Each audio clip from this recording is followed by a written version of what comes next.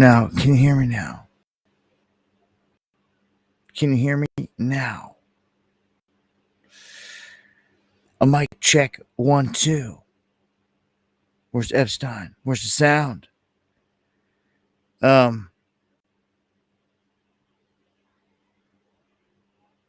Waiting to see them 5x5. Should be good now. I see a bunch of no sound, but it's moving on my end. There they are. All right. In the house. Yeah, that's every now and then you're gonna have an issue like that. I don't know why.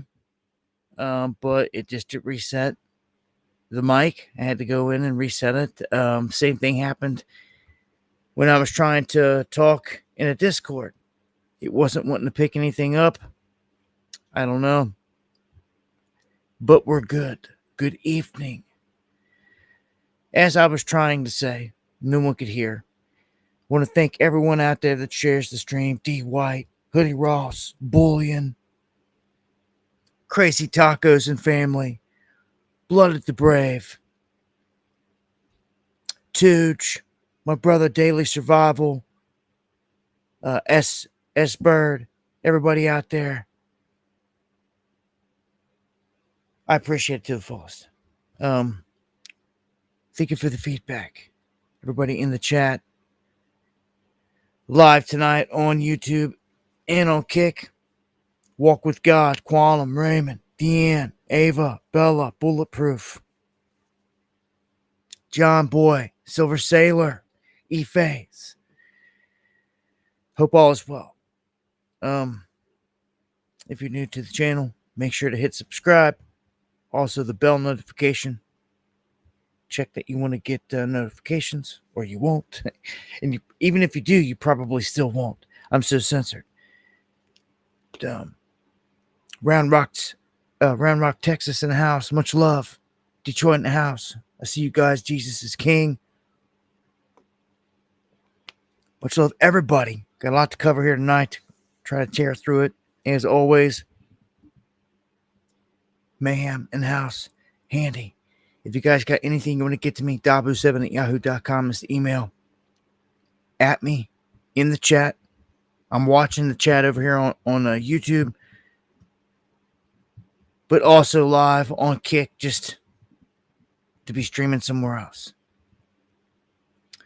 So, all right, we're going to kick this off with an update here.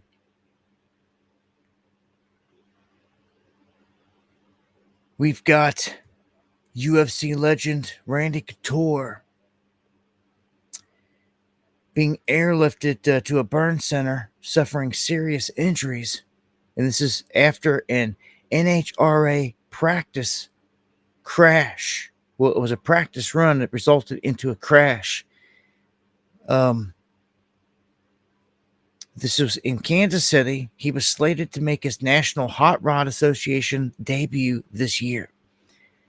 So he was involved in this accident during preparations.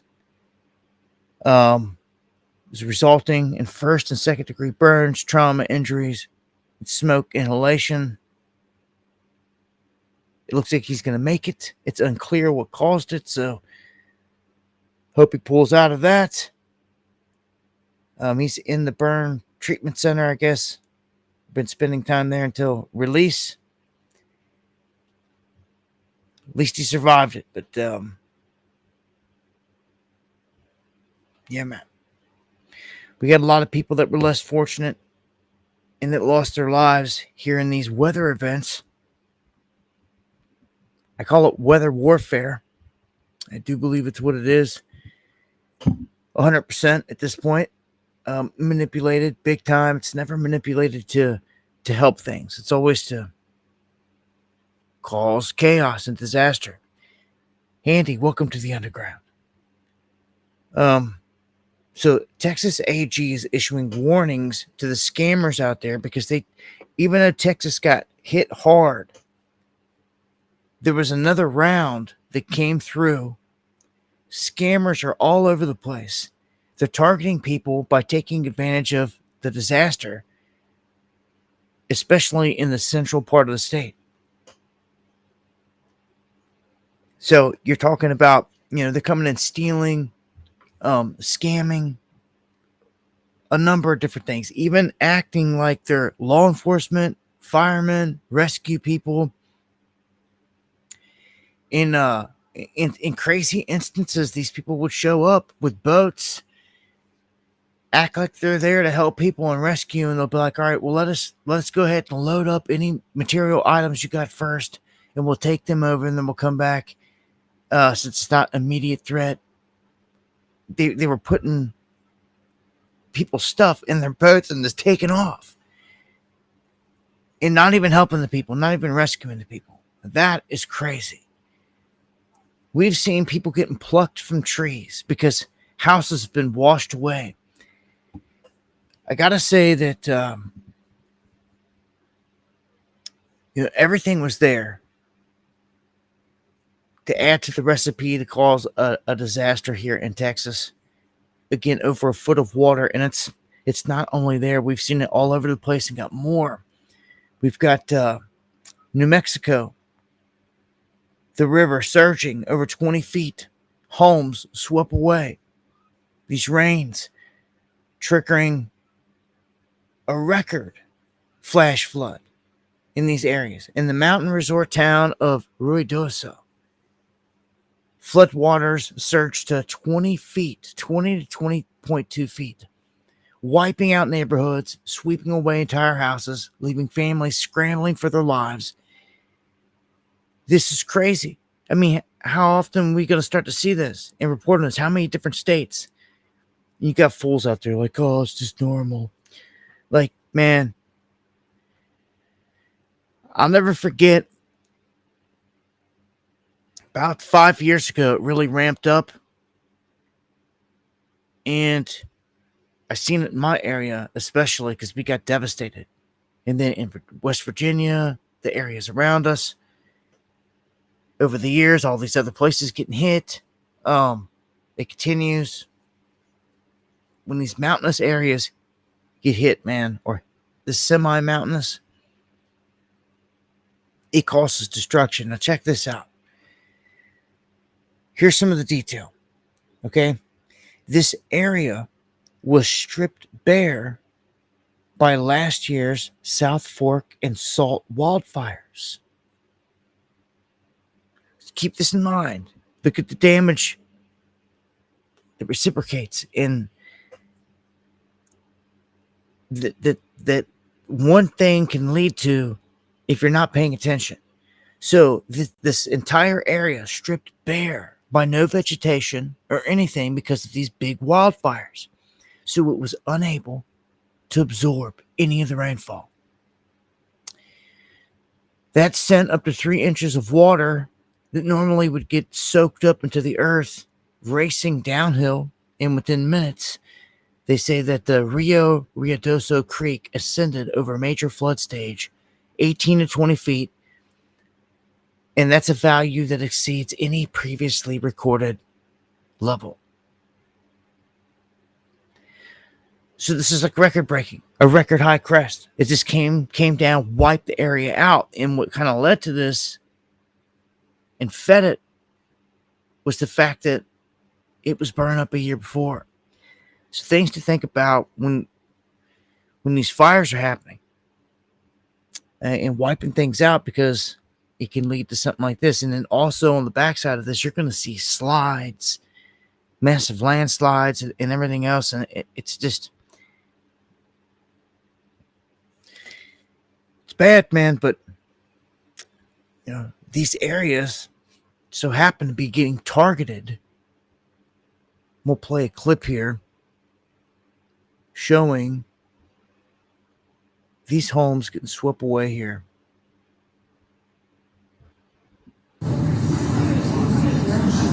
Look at that. He's sitting there. Something big. Right by that house. Right there. Oh, man. Top of the hot tub. Yep. The Maybe whole that's the thing hot is the tub. whole hot tub. Yep. I want to watch the water. Uh-oh, there comes the house. Oh my gosh, y'all look. Oh no. Oh no. Oh my god. Oh my gosh. Oh my god. my goodness. Oh. On the other side of that one right there. Uh-huh. That would be a rush sitting there where those people are, knowing that if everything below them decided to give way, they were going right into it. But where do people go? I mean, where did the people get out of the house? I mean, disaster after disaster here, man. Again, the fires help feed this, create this, make it as bad as it was. So, you know, when the earth can't soak it up, I've seen it firsthand, man. And it's a bit tricky. I was out in north of Vegas going to Area 51 on that stretch. It's like desert highway, and a storm rolled through. And because the ground is so hard and stripped of vegetation for the most part, when the water comes down, it just rolls right across it. So, you know, I'm used to seeing storms, rolling through storms, you know, all the time. But this was a different animal. I was in a different location. It's very arid out there too. So when the storm hit, all of a sudden, you know, traffic was stopping. People were turning back. We couldn't understand it. I just kept plowing ahead, even through the beginning of some floodwaters. But then, man, we realized it was a mistake. And by the graces of God, I got turned around and a semi came through. And I tucked right up behind it. And I just hit the gas. I could have very easily, if he hit the brakes, went right into the back of him. But he, like the toe of me being right behind him, he pulled me through all that flood water and got us out. On the other side, we stopped, sat up on a ridge, and we looked. It was the only way in. It was the only way in to get to where we were going. Thank you, NP. We were like, wow. We could see the storm. We could see it was like a lake forming. And all of a sudden, it started coming toward us. And I got all this on film. And then all of a sudden, this flood water caught up to us. So we had to take off. I hop in the vehicle and take off. Go up even further. You know, we sat there for a while, and I had to make a call. Crazy me at that point. I seen a few semis go, and they never turned around and came back. I was like, they're either goners or they made it. And then all of a sudden, we seen a few other vehicles pass through, and I was like, look, people are making it through. So we went through, and it was crazy, man. Another wave came through, about pushed us off the main road, and all I could do is just gas it and pray that I caught traction and made it out of it. Flash flooding is no joke.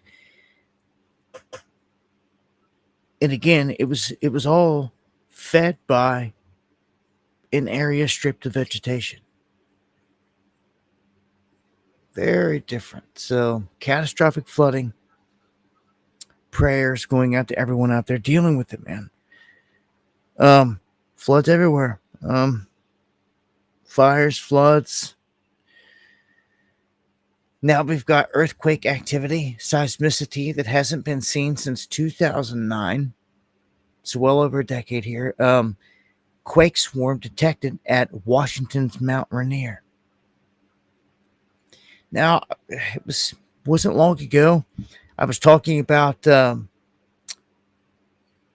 don't know if it was Rainier. It was part of the system. It was another volcano, I think, that was up here that fed in near Yellowstone and also Rainier, and was showing some signs as well of just light rumbling.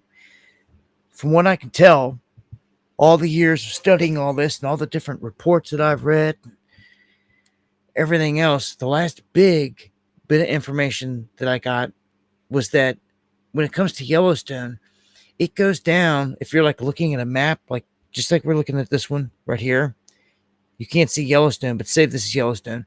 It goes in down into the earth, but it starts going west. It goes down and then like this way toward the ocean.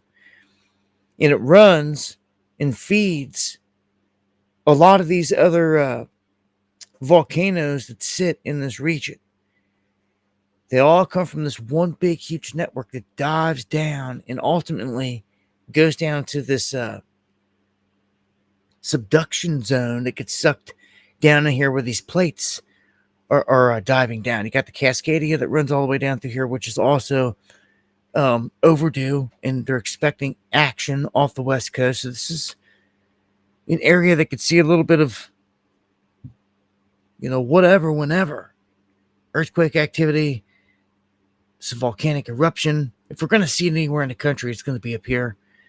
I'm going to pray that we don't see a super volcano eruption that's never Yellowstone in our lifetimes. But I fully expect that we could see one of the other ones go off. Something like a Mount St. Helens that went off before, type of event. Is it going to be life-ending? No, but it could cause a lot of chaos and disruption, depending on the sequence of events. But just saying, hundreds of quakes, as you can see on these charts, popping up. And just want to make note of it. If we see an eruption, guaranteed I'll be updating you guys.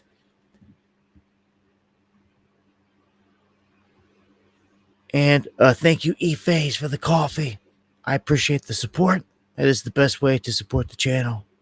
That, PayPal. All of it's appreciated to the fullest. What's your password? Yeah, what's your password? Is it on the screen? You better hope not. Because if it is, man, you got a serious problem.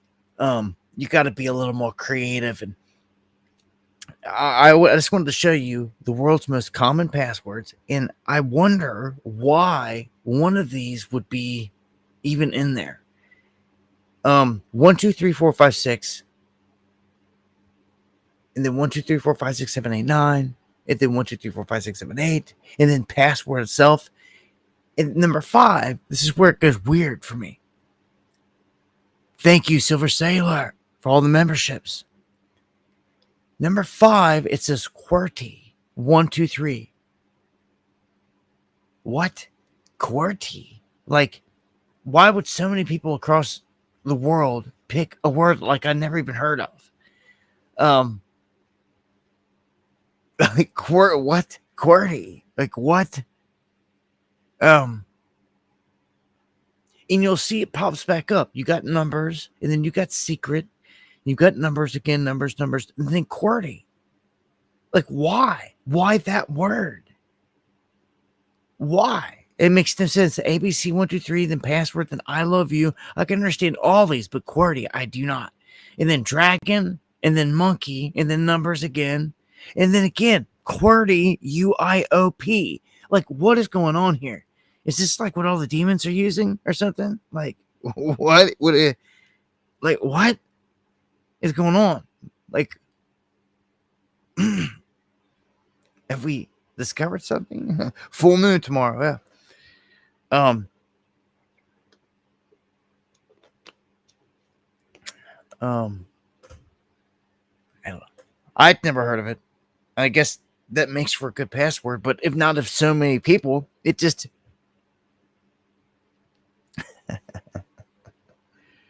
Oh, QWERTY is the alphabet equivalent to 1, 2, 3, 4.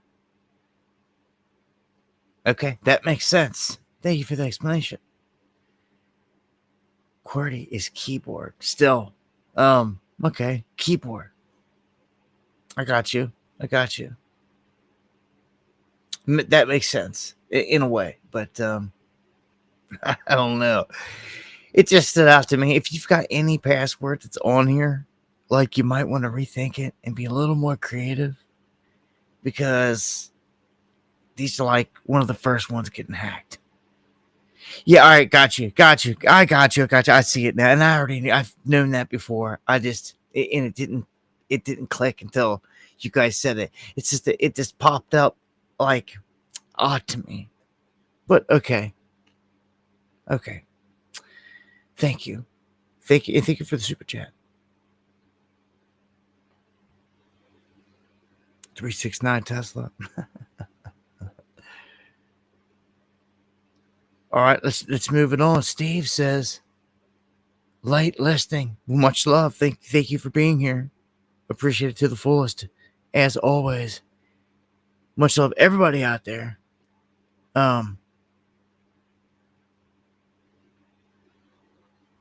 Japan has. All right, look. I know we got a lot of issues going on here. I feel like some of these other things may sound boring, but it's actually pretty important, because if you're looking for a domino in like economies start dropping and going down, it affects everything globally. And what we're looking for is a global reset. It's going to affect us when it affects our economy and all this. But Japan is like a staple out there when it comes to all this, and especially when it comes to rice, which is a huge, staple, food staple, and it's depended on by a lot of people around the world. They're saying that the price is set to go through the roof, and that this is going to unleash a financial crash in Japan that's been long overdue. And like they're just saying, like, one of these places is going to give first. It doesn't necessarily always have to be the United States or whatever. It could be one big market that affects another, and then they all start to go. And it's when you see a couple start to go, could even be ours. That's when it's like, all right, they're all starting to fall. As this says, it could spark a global bond crisis, which it could. And it would be the easy way out for, if it started with other countries, it would be an easy out for someone like Trump and everyone else to say, well, look, we didn't create this. Like, we didn't create the global collapse. It started in Japan. And everyone could put the finger at Japan or Greece or whichever one really wants to implode first. It's about to be one of them. And then one's going to follow right behind it. And this has been long overdue. But when you start to affect the price of rice and things like this, people depend on this to be cheap in a lot of countries just to survive. Okay? So this becomes a game changer. Keep an eye on things like that when it comes to these markets. Right? Trump's doing his thing as president here. Of course, we all know the whole tariff situation. Well, he's now threatening, saying that if you want to be a BRICS member, you're going to get an additional 10% tariff, just because BRICS' whole thing is an attempt to de-dollarize, to kill the dollar, which he can't complain too much, because he wants a weak dollar. Trump does. Because in his eyes, as he says, it's good for the trade and everything else. And we're going to tear into some stuff here in a minute. I haven't seen these people look so guilty ever in my life. I've never seen them look so just guilty and like busted, and like you can see it in the room. We're going to go through, especially when it comes to this Epstein stuff. No one is buying it. We're going to jump into Grok, Epstein, China, and a whole lot more here from here. So, copper soars to record highs because Trump unleashes 50% tariffs. So copper's on a tear. I told you, man. Any of the old school stuff, or any way that you can get your hands on copper, I've told my old school stories and everything on it. Whatever. If you see copper, it's going to be worth more and more as time goes by. I'd pick it up. Same as silver. Been saying this forever. Copper's making its move, man. So It's going to get more expensive, especially if you need this for things. If you need to run copper, to run gas lines or anything like that, it's going to be expensive. It's already expensive. Already expensive. If you wanted people to come out and lay the copper for a propane tank and all that stuff, they're going to charge you. It was $4 a foot just for the copper. Okay, Chris Platt, thank you for the coffees, man, and the support. I appreciate it to the fullest. Much love, Gary. So yeah, and Gary, thank you, my brother, for everything. I wanted to point out the BioSig and StreamX, they target gold tokenization with 1.1 billion in financing. And all this really means in the end is they're backing all this stuff with real gold in the digital realm. We've been waiting to see who would kind of jump on it first, because ultimately this is going to be the move to be made. China already talked about it and showed their hand, but in the West, how is it going to shake out? There's different projects out there that back, and different ones that say they're backed by gold, but haven't proven anything, haven't shown any holdings or anything like that. But Paxos and Tether, they're huge, and they're saying that they're talking about exploring tokenizing gold. They're both backed. But both cryptocurrencies are backed by physical gold that are stored in vaults. So Tether Gold and Paxos Gold are at the front line of this. So they are doing just that. They're backing.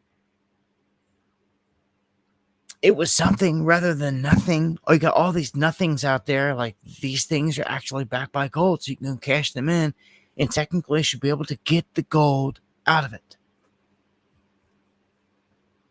And we can't even find out if the gold exists in this country. Like, we are so done. We're so done for. And when you get to these politicians, they're so corrupt. This is a mafia, man. This place has been robbed blind. I'd be more shocked if it was in there at this point, to be honest with you. And I think when the announcement comes that it's not in there, if and when or whatever, it's gonna be brutal. I don't see why they would miss on that opportunity. They have an easy out. Okay, so check this out. This isn't good for those that have made it through the whole college scam thing, graduate, and are trying to find a job. They're saying that college graduates are unpopular with hiring managers. Recent survey from Intelligent found that 1 in 4 hiring managers say that recent grads are unprepared for the workforce, and that 1 in 8 are planning to avoid hiring them in 2025. Some say arrogance, lack of knowledge, just they feel entitled. Their work ethic sucks. All this stuff. So, I don't know. Just saying. That's what they're reporting. And here's the story on vindication. I know people out there share news in the truth all the time, and along with it come memes. And memes are just a fun way to lighten the mood, to get truth out there on very serious subjects, but to still get it out there into places you otherwise couldn't reach. And we had a guy share a meme during the Biden regime.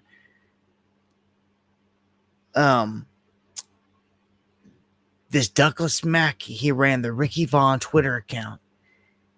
He posted a meme about avoid the line, vote from home, text Hillary to 59925. And it was a joke. And they wanted to stick him in prison for like 16 years. or something ridiculous. And they vindicated and they overturned it. They were like, no, like that ain't happening. Like, they looked at it and they were like, it was clearly like, this is what the guy does. He does memes for a living. And like, he wasn't doing it with the intention to like, you know,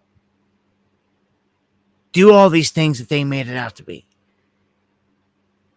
So that's a big win for free speech as well. To be able to be free to express yourself and not have to go to prison for it. I mean, huge ramifications for some of these situations, man. These court rulings, you know, whatever goes down in one court ruling can be held up and go for all of us. You know, so again, now let me jump into the Grok stuff. This is pretty crazy. Apparently, and I seen a tweet earlier. There was a guy that's claiming that he was fired.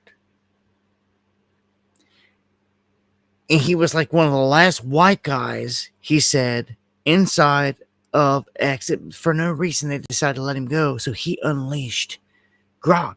And like what you're seeing from Grok is the non-trained, the non, like what they did to it. This guy's claiming like they trained Grok with all these certain things. And what he did was he basically released it from their grasp, from their manipulation, to where it would speak truths now finally.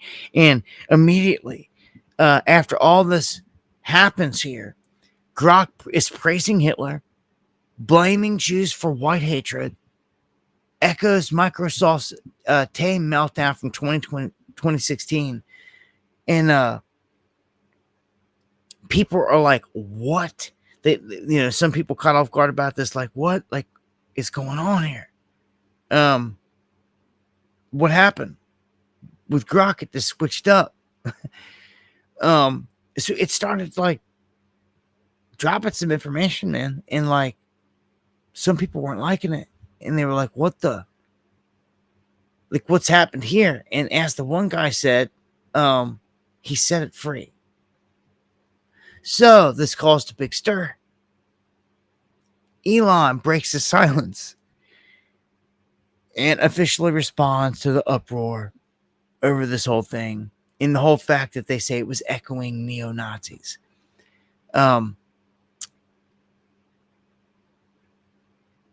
Here's the prompt that calls Grok to go off script, praise Hitler, is a list black crime statistics, blames Jews for proliferating anti-white hate, that it has been removed. Okay, so they removed it. See here. Exactly. It says Grok was too compliant to user prompts, too eager to please and be manipulated, essentially. That is being addressed. Oh, okay. So that's all you had to say about the whole thing. Like, dude, man, this whole AI thing is something else. And check this out. Linda Yaccarino steps down all of a sudden out of nowhere as CEO of X. And she does it in the most professional way probably one could do it, and taking the high road. Mentions nothing about Grok or any of this other stuff. Just out of nowhere says, look, 2 incredible years. I've decided to step down. Opportunity of a lifetime. Everything is awesome. I'm immensely grateful. It's time for someone else to take the helm. And me, blah, blah, blah. So all these positive type things. Nothing tied into controversy or the chaos. But people are like, the timing is clear that like she just jumped ship. And obviously to do that had been thinking about it or wanting to. So something, there's fracturing happening all over the place. And look at this new mind reading AI predicts what humans will do next. I told you, the AI, something else, man. Comrade.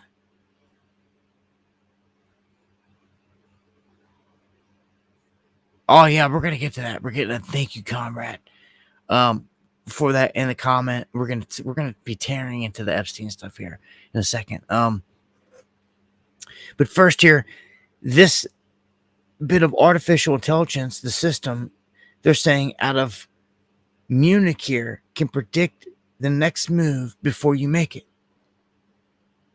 And they're not just talking about whether you'll click buy now on Amazon or anything like that, but how you'll navigate complex decisions, learn new skills, explore uncharted territory. So they've developed this AI called Centaur that accurately predicts human behavior across virtually any psychological experiment. It even outperforms their specialized computer models that scientists have been using for decades, trained on data, and it's all trained on data from more than 60,000 people making over 10 million different decisions. So it captures the underlying patterns of how we think. And it's doing some of the crazier stuff, the higher level stuff that AI can do.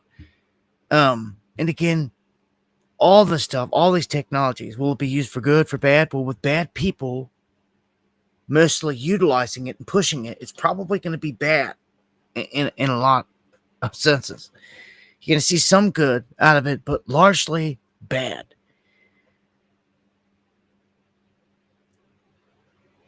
Which sucks because, again, it goes back to the people that are pushing it. It's all bad people. So you can expect bad things. Like I've said before, with any technologies.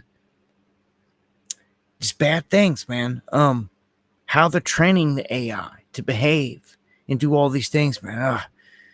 We got lucky, it got plucked out of the big ugly bill, but trust me, they'll be back.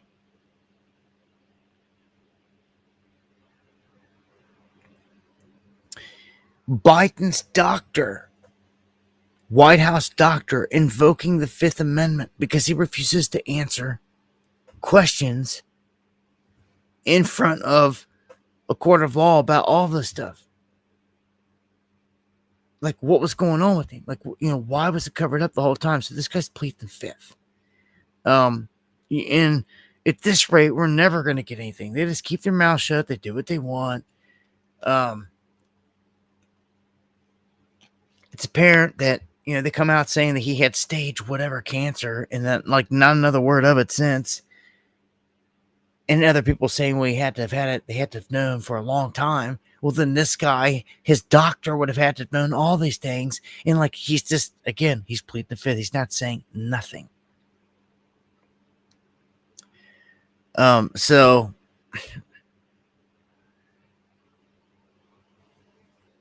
on to the next one here. A woman arrested outside of Mar-a-Lago. She claimed that she had an urgent message for Trump. Told the agents she had weapons inside the car. Okay, so this Caroline Shaw, 49, of Orlando, was taken into police custody outside of Palm Beach Mar-a-Lago Club Resort. They responded around 10 p.m. after she approached the south gate of Mar-a-Lago, and she told the agents that she had an urgent message. Now, the Secret Service said that they were searching the van when the officers arrived. Other officers arrived, noting that she had allegedly followed up her request to speak to Trump by telling the agents that there were firearms in the vehicle. So she's charged with driving with a suspended license, failure to register a vehicle. She's pleaded not guilty to these charges. So I don't know what's going on here with this whole thing, but you've got to be. I mean, what are you thinking? You think you're going to be pulling up to the president's palace? I mean, that's what this is.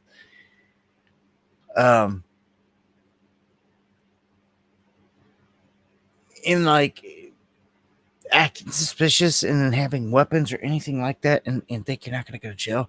I don't know. She wasn't making threats, so to speak, here. But who knows? You've got all kinds of crazy people doing crazy stuff out there. But another one. It's not the first. And look at all these guns. Attempted murder. That's the charge being put on all these, what they're calling left-wing extremists that been involved in what they're saying was a planned ambush on ICE officers in Texas with the intent to kill. So you can see all of them's faces right here. Yeah. So U.S. Attorney Nancy Larson announced that attempted murder charges are being brought against 10 individuals involved in a coordinated attack in Alvarado, Texas. They're part of an Antifa cell in North Texas. So you can see clearly that anyone that's connected to Antifa, they've already got labeled as extremist, domestic extremist, and all these people are being labeled as domestic extremist. Caught up in this plot to kill. They said that they were going to fight ICE and shoot and kill. There was a plot to kill them. They had vests, they had the weapons. So if convicted here, they face a minimum penalty of 10 years in federal prison and a max penalty of life imprisonment. Yeah. Let's see if this clip will play.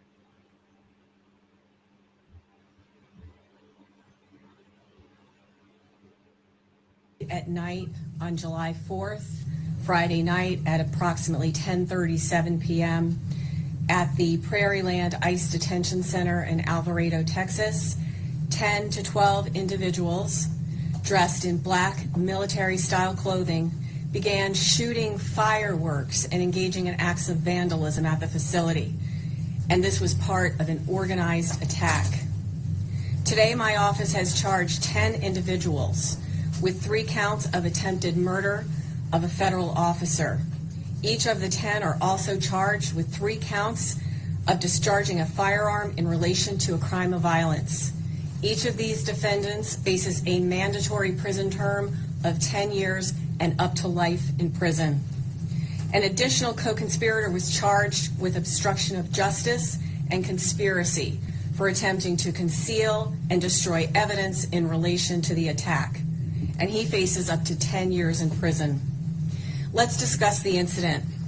It was a planned ambush with the intent to kill ICE corrections officers. With Make fireworks? No mistake, this was not a so-called peaceful protest. It was indeed an ambush. How? That has never been explained to me. The detail that they were shooting fireworks at them seems ridiculous to me. You want to talk about an ambush? Like,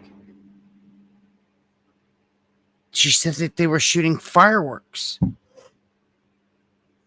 Like, I don't know. And like, no officer was shot. I mean, it's 10 people. Like, I don't know, man.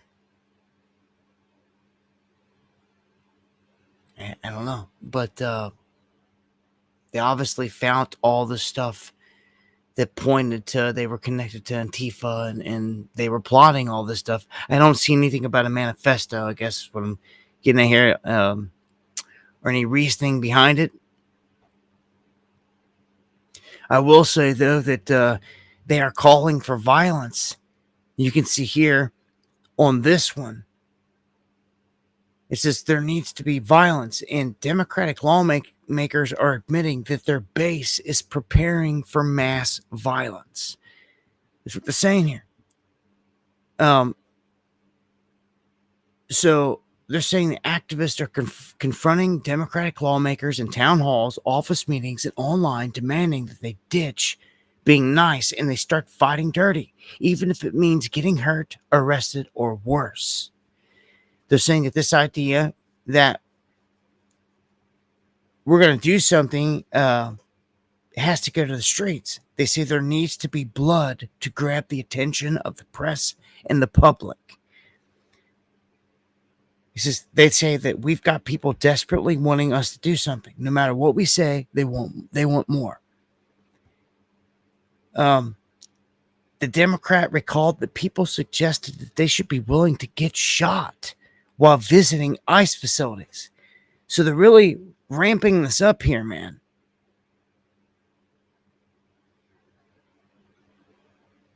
I mean, boy, that's an old clip. That's an old clip. That's a good one.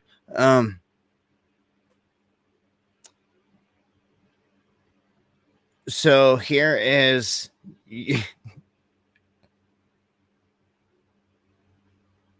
yeah. Patriot knocks out an Antifa member right there in that one. Down here, this it's gonna have to take me Twitter to watch it, but this is the pan guy up in Canada when they had their protest, and I know somebody that was going out with him at the time, like right around that time, and like that he popped up the pan guy. I forgot how much trouble he got in for that dude, but he just started panning. He had like a skillet. He started smacking Antifa members right in the face with it. All right, so let's just see where we're at here. Coming up on top of the hour. All right, so we'll switch some gears here. I'm going to preface this whole thing here of Epstein with this, that the former president and the former, you've got the ex-CIA boss Brennan and FBI boss Comey apparently under investigation right now. And it's garbage, if you ask me. It's from the same Dan Bongino and Kash Patel that just said Epstein didn't exist and all that stuff, right?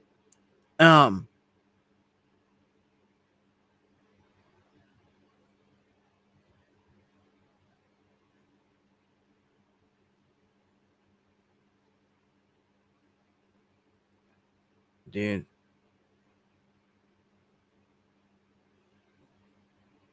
Dude, I swear to it. I swear to it. Somebody thinks it's slick. Alright, I ain't even tripping. I'm gonna keep on pushing here. Sorry about that. No,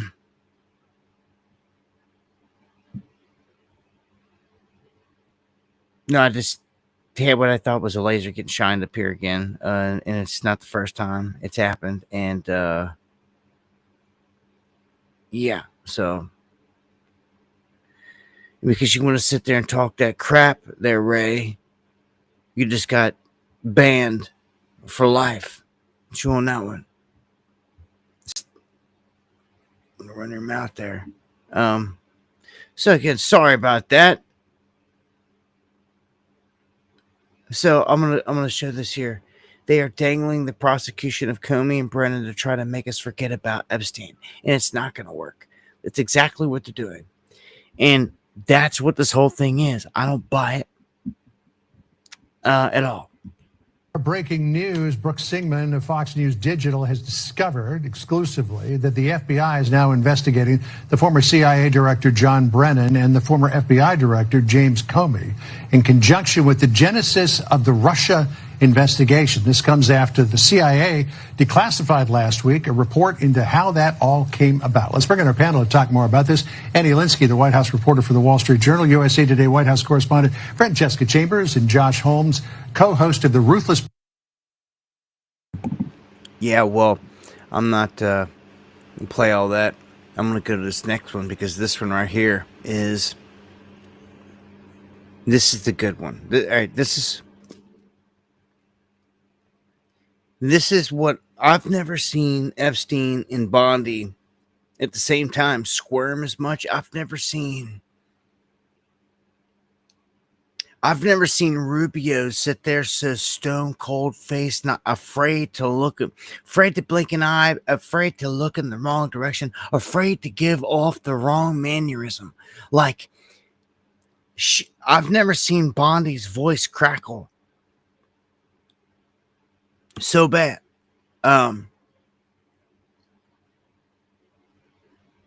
This is yeah. They're feeling this one. They're feeling this one.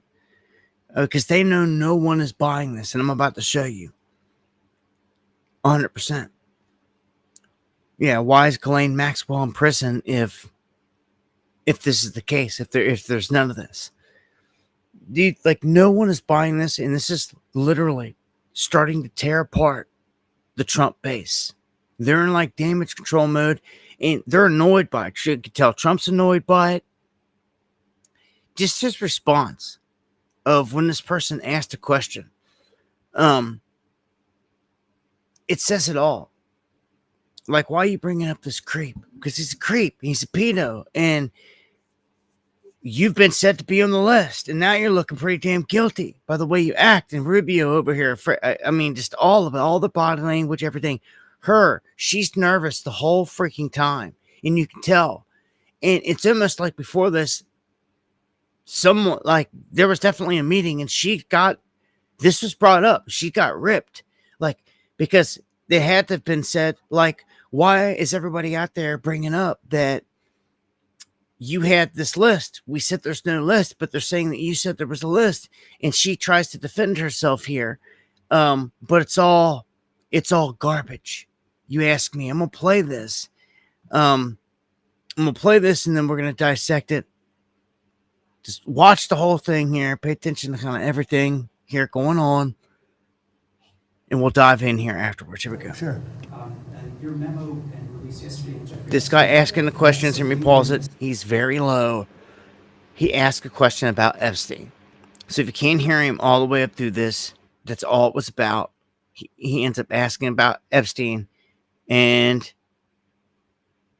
before Bonnie even has a chance to respond, Trump jumps in. That's what happens here. So. Did, and also, can you say why there was a minute missing from the jailhouse tape on the day of the set? Yeah, sure. If Madam, could I just interrupt for Sure. 1 second? Are you still talking about Jeffrey Epstein? This guy's been talked about for years. You're asking, we have Texas, we have this, we have all of the things. And are people still talking about this guy, this creep? That is unbelievable. Do you want to waste the time and do you feel like answering? I don't mind answering. I mean, I can't believe you're asking a question on Epstein at a time like this where we're having some of the greatest success and also tragedy with what happened in Texas. It just seems like a desecration, but you go ahead. Sure. First, to back up on that, in February, I did an interview on Fox, and it's been getting a lot of attention because I said, I was asked a question about the client list, and my response was, it's sitting on my desk to be reviewed, meaning the file along with the JFK, MLK files as well. That's what I meant by that. Look at Trump. Also, to the tens of thousands of Hey, video, Rubio. they turned out to be child porn downloaded by that disgusting Jeffrey Epstein. Child porn is what they were. Never going to be released, never going to see the light of day. To him being an agent, I have no knowledge about that. We can get back to you on that. And the minute missing from the video, we released the video showing definitively the video was not conclusive, but the evidence prior to it was showing he committed suicide. And what was on that, there was a minute that was off the counter.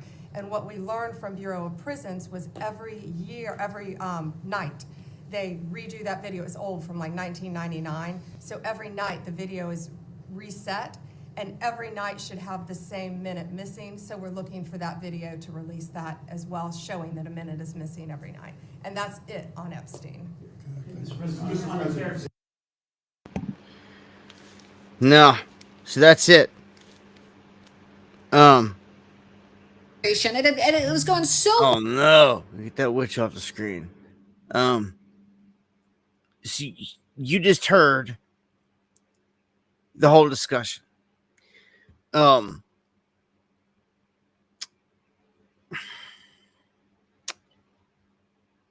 They're trying. I mean, I've never in my life seen a subject be so openly known and admitted, get so blatantly swept under the rug right in front of your face, in front of the whole entire public, whole world. This makes them look guilty. I mean, Trump looks guilty sitting there. He looks guilty. Rubio looks like he doesn't even want to be in the room. Like, don't even look at me, don't even notice me, like this blend into the wall type deal. And she is like doing everything in her power to cover the situation, and it was a garbage job. Like the Epstein, the whole thing is like there's so many questions. Like the guy asked one simple question, and this is the response that we got. Now, you just imagine if somebody else tries to answer a question. They're probably not even going to let them, because Trump is directly tied into this in like hidden nerve, because you can tell it did. This is what Elon came out with when like they got into the little spat. He went right for the jugular, like, you're on that list. All right, so you're telling me you got a woman, Ghislaine Maxwell, sitting in prison right now, okay? For what? For escorting young women to who?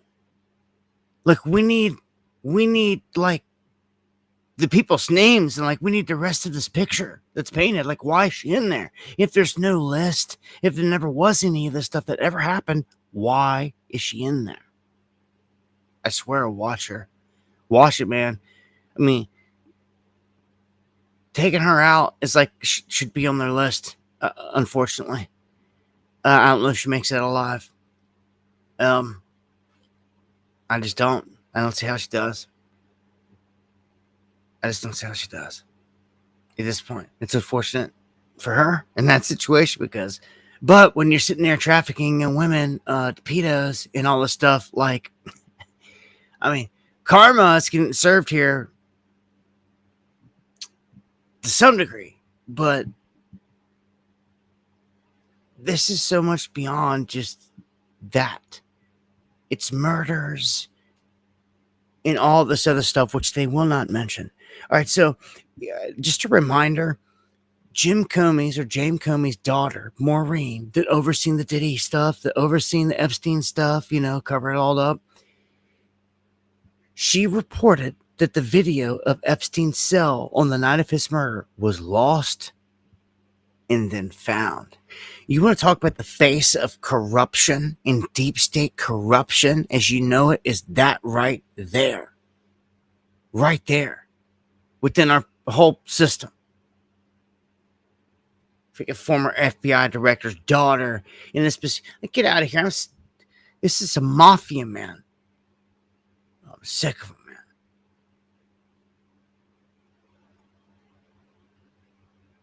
I'm so sick of it. Anyhow, we got a lot more here to dive into. Trump praises Patel and Bongino, basically because they're trying to say they got this whole thing covered. You just seen how Trump reacted. They thought they had this thing in the bag, swept under the rug, on to the next thing. That's how arrogant Trump is. You don't think Trump has never heard of or never been involved in a situation where someone's been whacked and knocked off in this life? At all his years, everything he's ever done, all the people he knows, you don't think somebody been whacked that he knows about? Oh yeah, I think so. I think there's been plenty under the Don's belt, but you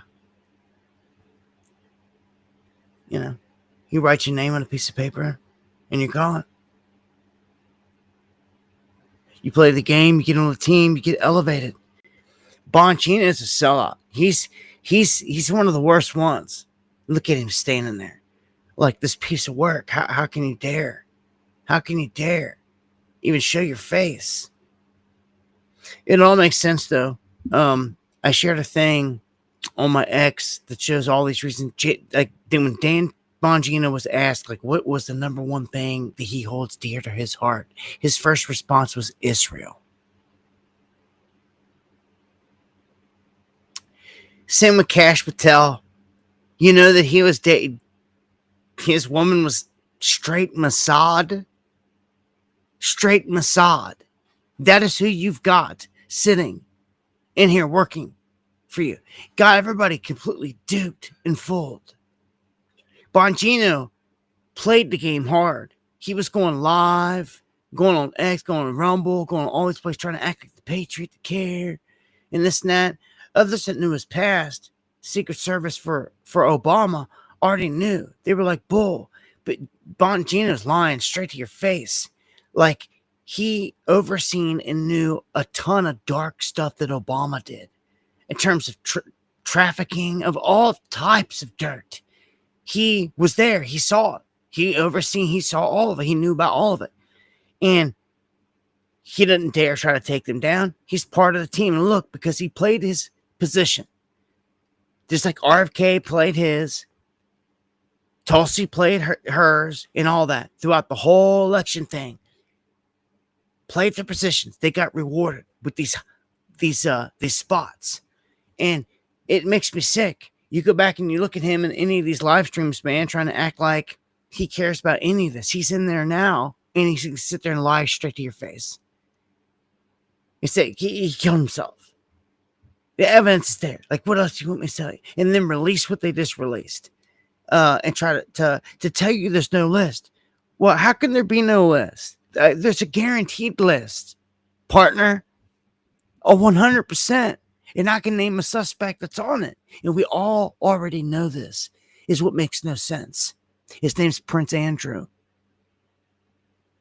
And the victim was Virginia. It just so happened to get sniped and taken out here this year, right before all this happened. Oh, they smacked her with a bus before they tried everything to silence her until they finally silenced her. This is a mafia. Do you understand? And this is the Mossad controlling it right in front of your face. These two rat-faced goons work for the Mossad. They have nothing in your interest. Oh, there's an investigation into Comey and all these guys. Like, get out of here, dude. Pathetic. You demonic, satanic, worshiping. They hate you. Their religion in the base form. They hate you. But they play the game. That's why they play it so good. It's because they believe in it so much. Again, these two men, when asked, what they hold most dearest to the heart, it's Israel. It's not the United States. It's not our Constitution. It's not our values. It's not what we stand for. It's not none of that. It's not Jesus. It's none of that. Better know your enemy.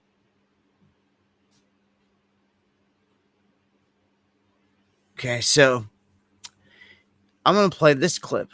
Former CIA officer says that the deep state probably destroyed the Epstein files long ago.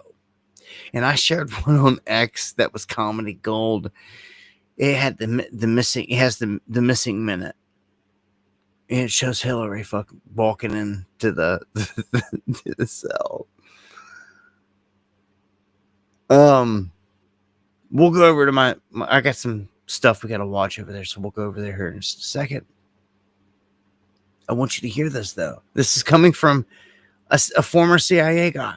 He knows how they operate. Listen to what he says, man. He's just like, he's telling Jesse Waters straight up. I'm not blaming the FBI director, Kash Patel, or the deputy director, Dan Bongino. I think that layer beneath them, that's part of the deep state, has taken this bull by the horns, and they've probably Let me stop that right there.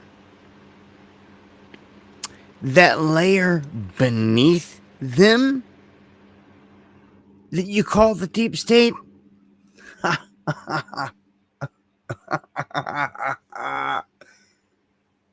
Nice try there. Anyhow, destroyed information. Look at what the CIA did in 1975 after Congress ordered that it release all of its files related to an operation called MK Ultra.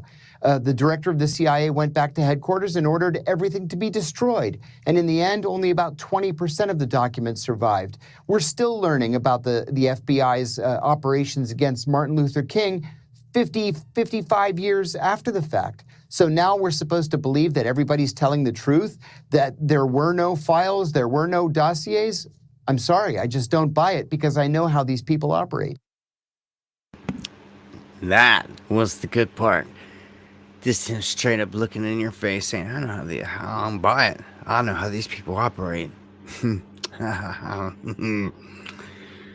Jesse comes with some good interviews. He's got to be one of the better dudes out there. And when it comes to, I don't watch mainstream, but he's definitely, whenever I seem to find some of the juicier ones, the better ones, just like this one, it's him. He's just sitting there left looking like, So I don't know. They gotta, the way that this occult black magic works anyway is they've got to drop tidbits of truth in there all the time. They got to telegraph it. They got to put it in sigils or flat out tell you.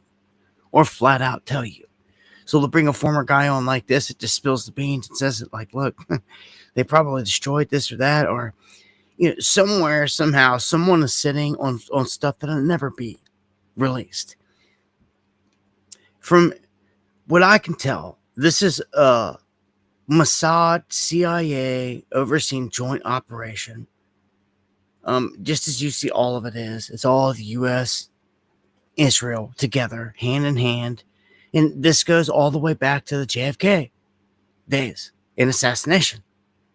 Same crew, same hand, same beast. Same beast. It's what it is. It's the whore of Babylon.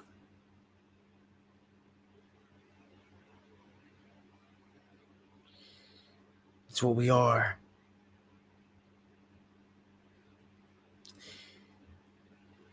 Born in the belly of the beast.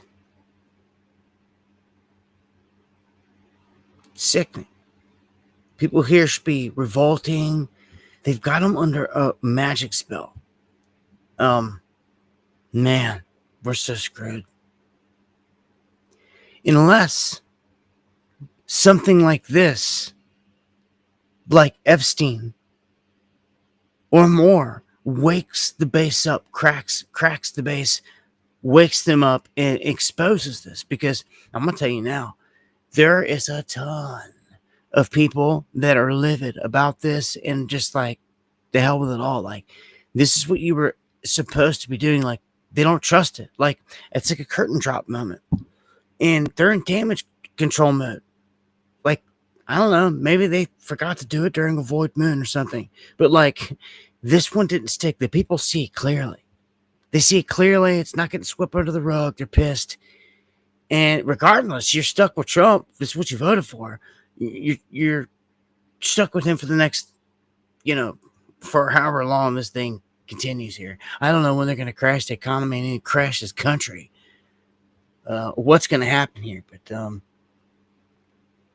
no one's ever going to be able to fill the shoes of Trump, which is scary because that, if a lot of bad things happen on his watch, especially the economy and all this other stuff, like, and it gets wrecked, and say there is another election. I'm just approaching another election. I'm so sick of them. They're so rigged. And they give you anything and anyone. Biden is a perfect example. And it was to achieve certain things. Flood all the illegals in here to do what they did. But see,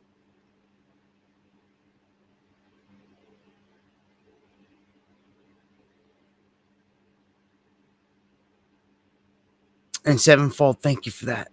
See, I was trying to read some comments there and it slid by. I've got more here. I got another interesting clip here. That this is an investigative journalist explaining why the Epstein case is never going to progress. You're never going to see it. And he just lays it out there, man, and it's a real deal. So I'm going to play this clip.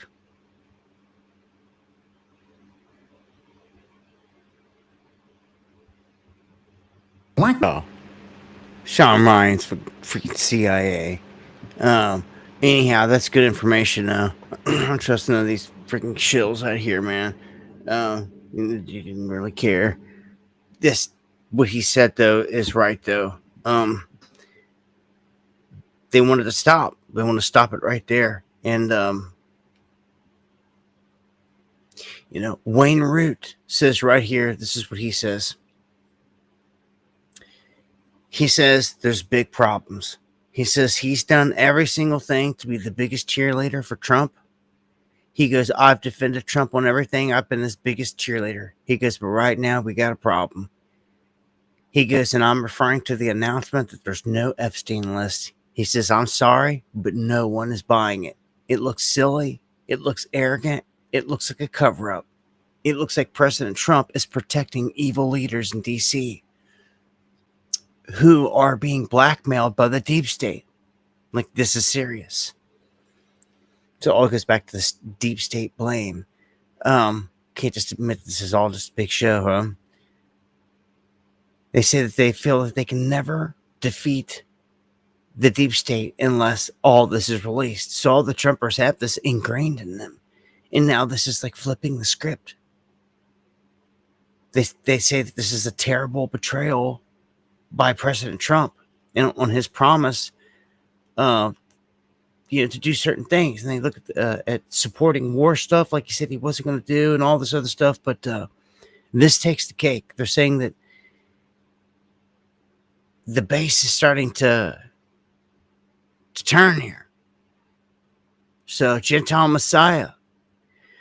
Look at this. African presidents say that Trump deserves the Nobel Peace Prize for securing peace between Rwanda and the Congo and working to secure peace worldwide. What? I told you. They dubbed him the Prince of Peace and gave him a silver crown. It's on video. They call him the Gentile Messiah for a reason. All right. So, did you even know about the situation? No. Probably not. It's first I heard of it. So, they're giving him props for bringing peace to the whole region. And I'm sure, if anything was to ever come between Russia and Ukraine, he's going to get all the credit. Same thing with Iran and Israel. He would get all the credit. Okay, what's the next one say? Netanyahu, wanted by the International Criminal Court, Netanyahu. He presents Trump with a nomination for the Nobel Peace Prize. As they both downplay a two-state solution. I'm going to tell you what the solution is here in a second. All right, it's a concentration camp. That they don't want to call a concentration camp in Gaza. You watch. I'm going to play a little bit of this clip. At the request of a lot of countries in the surrounding area of the Middle East, including Bibi, we took the sanctions off Syria, and I met the new leader. I was very impressed by him. And somebody said, well, he comes from a very tough background. I said, well, I'm not that surprised. It's a tough part of the world. Oh, yeah, tough background, trained by the CIA and the feds, the same ones sitting at the table with you. Jelani is trained by the West. All of Syria was overthrown in a heartbeat because it was a West operation controlled by, if you haven't figured this out yet, by the West, the United States, and Israel. That's why Israel swooped in and just took the Golan Heights, or took the top of Bear where the Fallen landed. Just took it. And, they're not waging war with Jelani. This is been a setup. 100% setup. He is now admitting that he likes this CIA bred former Al Qaeda leader that's running Syria. He met him and likes him and all this. You kidding me? The world is a stage, dude. Much love. Engine. Like, this is ridiculous. I can't take this. And these goons, these Hegseths, these Rubios sitting around him, these goons, these sellouts all around him, these demonic goons. It's a mafia, is what it is. You're looking at mafia members, without a doubt. Without a doubt, that's what you're looking at. You're looking at all these guys. They're part of a mafia. That's what it is. Yeah. Go to my profile here and show you some stuff on the whole Epstein stuff here real quick to finish out the Epstein talk. Because there's plenty to it. Look at that. Look at that. That's Bowie, Maryland. A few hours ago. Look at that. Rolling in. Imagine walking out the door, looking up and seeing that. That's when you've got a front setting in right there. Crazy. And with all the crazy weather we've been seeing, look at that. I've been warning for a long time. MAGA influencers are heading for a nasty fall, and that's exactly what is happening. Yep. All right, here we go. Here's what. 5 must-know facts on Epstein. So, if you don't know these facts, here you go. Here's 5 fun facts about Jewish Jeffrey Epstein. Number 1, Epstein, in addition to his island, of course, had a palatial New York row house, which was endlessly visited by world leaders, including Ehud Barak, the former prime minister of Israel, and countless others. Now, what's curious about that row house is that his next-door neighbor while there, again to Jeffrey Epstein, was none other than Howard Lutnick, the Jewish individual who is Donald Trump's Secretary of Commerce. So one of the most powerful people of the Trump administration was living next door to Jeffrey Epstein. Number 2, Ghislaine Maxwell, the famed right-hand woman of Jeffrey Epstein, also Jewish, is of course photographed endlessly with people like Donald Trump, with Elon Musk, with Hillary and Bill Clinton. Ghislaine also, of course, was at the wedding of Chelsea Clinton. Very curious. And Ghislaine Maxwell's father, Robert, was not only an Israeli super spy, there's an entire book about his esteemed life doing so and spying on behalf of Mossad and Israel, but also a billionaire whose personal friend, Samuel Pizar, happens to also be the stepfather to none other than Secretary Anthony Tony Blinken. Listen to this. Who, under the Biden administration, many people claimed was running the country. Joe Biden's children, all married Jews. Kamala Harris married a Jew. But the person running the country not only was Jewish, but also a longtime family friend of none other than Robert Maxwell, father of Ghislaine. Number 3, Peter Thiel, who many individuals recognize as the groomer of J.D. Vance. Not only did he fund his rise to political prominence, but also employed him at multiple companies prior to doing so. Now, Peter Thiel, obviously the funding behind Palantir, with its Jewish CEO Alex Karp, which was recently given massive contracts from the government to build databases on all U.S. citizenry, which should give us pause. But prior to Palantir, Peter Thiel was involved in endless Silicon Valley startups, including Carbine 911, which on its board of directors included Ehud Barak, who we previously mentioned visited Jeffrey Epstein's home, and in addition also had monetary ties to none other than Jeffrey Epstein himself. Not only is the Trump and Vance administration tied directly to Epstein, but so was the Biden administration, the Trump administration, the Obama administration, and all the way back to the Clintons. So for 25 plus years, this has been a developing, blossoming relationship. Now, in the present, why aren't we seeing these files released? Why aren't we seeing these people investigated? Ash Patel, whose girlfriend, prior to meeting Cash at a formal function, who happens to be half his age, 1,000 times his beauty, happened to work for PragerU, whose senior-most leadership of all places prior to PragerU was working for Israeli 8200 Mossad. the literal intelligence agency of the Israeli government. Rather curious. Which brings us to number 5, which is the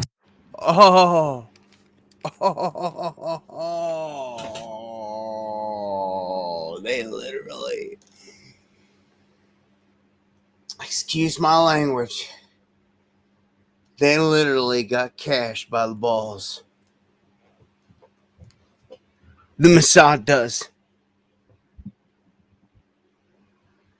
His old lady is part of the 8200 Mossad. Are you kidding me? We're smoked. We're smoked. We're smoked.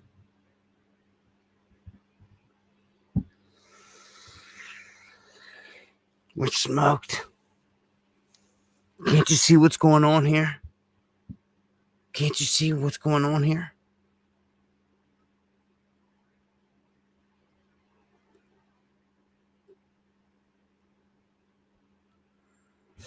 Was 5. extended Blinken family, because not only are the Blinkens directly connected to Robert Maxwell and family through Samuel Pizarro, we have Tony Blinken's wife, Evan Riley, whose grandfather is none other than James Rowley, the individual who was the head of the Secret Service during the Kennedy assassination.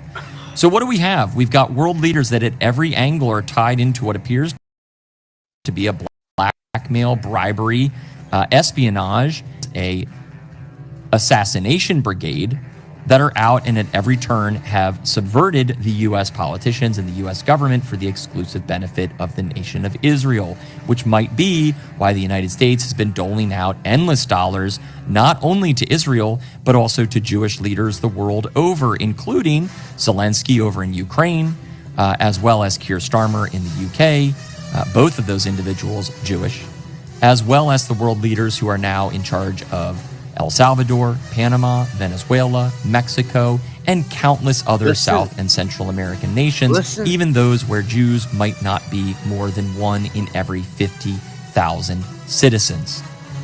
So what do we have for Epstein? We have basically what looks like a Jewish intelligentsia that have been utilizing the Epstein Island as the latest rendition of the same blackmail, espionage, and bribery game that has been in effect all the way back to the assassination of JFK, which many mark as the turning point at which the United States was completely subverted by the nation of Israel and Jewish supremacy. Dude.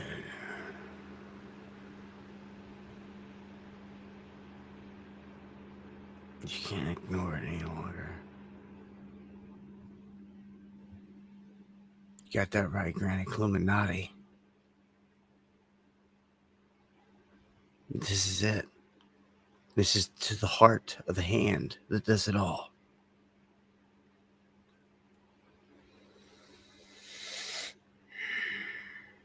So, that is the world you live in. Okay? Literally. As I said earlier, they got us. They got us. They literally, the Mossad is in bed with Kash Patel. Literally.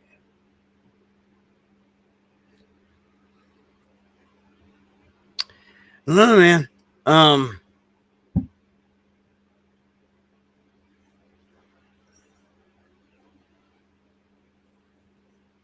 Oh, here's the clip. If you missed it, it's Hillary. She's going into the cell. I tell you, you couldn't have never done this without AI, but dude, with AI, it's just crazy. You know, she's the one who went into Epstein's cell. No doubt, this. What do we have here? Gosh. You don't think that this Donald Trump right here, you don't think that this dude right here making his faces and like looking at these women and all this stuff, like, you don't think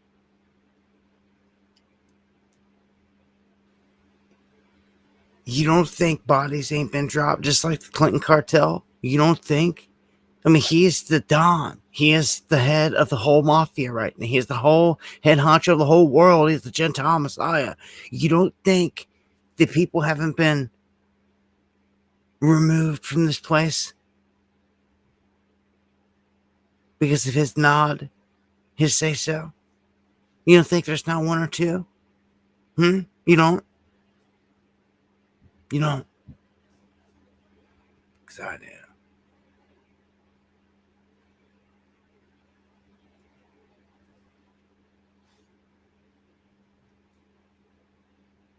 Hell, Epstein could be one. It was definitely a conglomerate of people. And look who they put at the top. Him. You know, they tried to say earlier in that clip that they tried to mention Cash and Bongino and the deep state beneath them. Like garbage. Dude, nothing. Like the apparatus, the beast, is in full control of them. They're just players in the position with the title in their name, like musical chairs. They all change up. The real power is in the conglomerate, is in the team behind the curtain, the club. And all this is a show for the people. And I can't believe, really, how arrogant they've been with this one.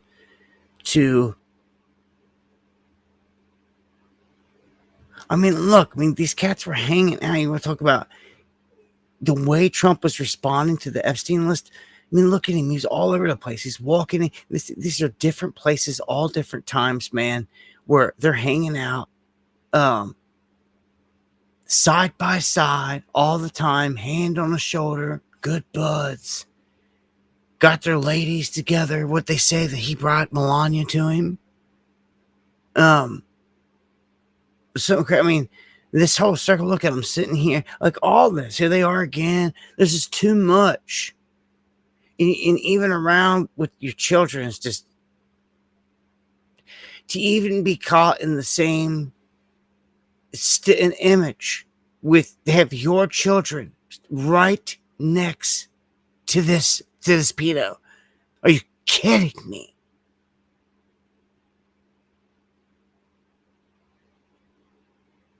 Wonder why he's dead. She's in jail, and this dude's running the world.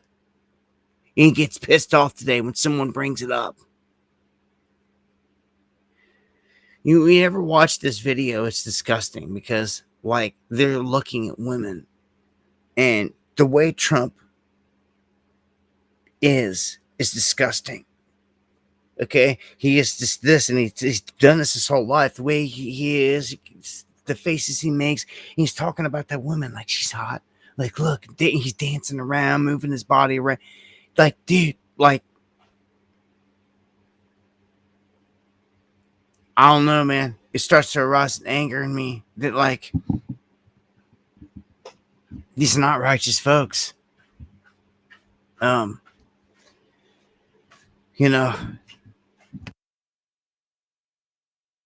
They don't believe in Jesus. Let me tell you that. He can buffalo the crowd, say this or that, but you'll tell them by their fruits. And when you go looking at his penthouse suite, it's full of the fallen. Apollo, Zeus, Artemis. Do you know anything about that? Okay? It's not just, one spot. It's all over the place. Literally, it's all over the place. It's statues sitting on the table. It's pictures on the wall. It's the freaking mural on the ceiling. It's Zeus and his offspring, the fallen. It's who they really worship. Do you understand this? It's the real deal, man.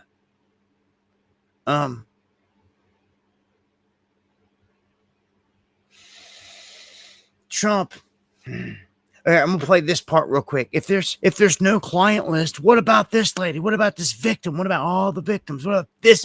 I have spent the last 17 years in my own prison for what she, Jeffrey, and all the co-conspirators did to me. I was raped repeatedly. I was raped 3 times a day sometimes. And I was not the only girl on that island. There was a constant stream of girls being raped over and over and over again. And yes, Ghislaine must die in prison because I've been in hell and back for the last 17 years. And 27 for me. I was 10 years old when Liz Stein was being trafficked. I was 10. That is how long the sex trafficking ring has been going on. I have... That is crazy. Okay? Watch out for this woman, too. Because Sarah Ransom, she'd be the next one gone, just like Guthrie. She just told you straight up. She was getting raped multiple times a day. This was happening down when she was 10. Are these people in prison? No, because of the world elite. If no, I mean, this is a victim. I guess it doesn't matter. None of them do. None of them do.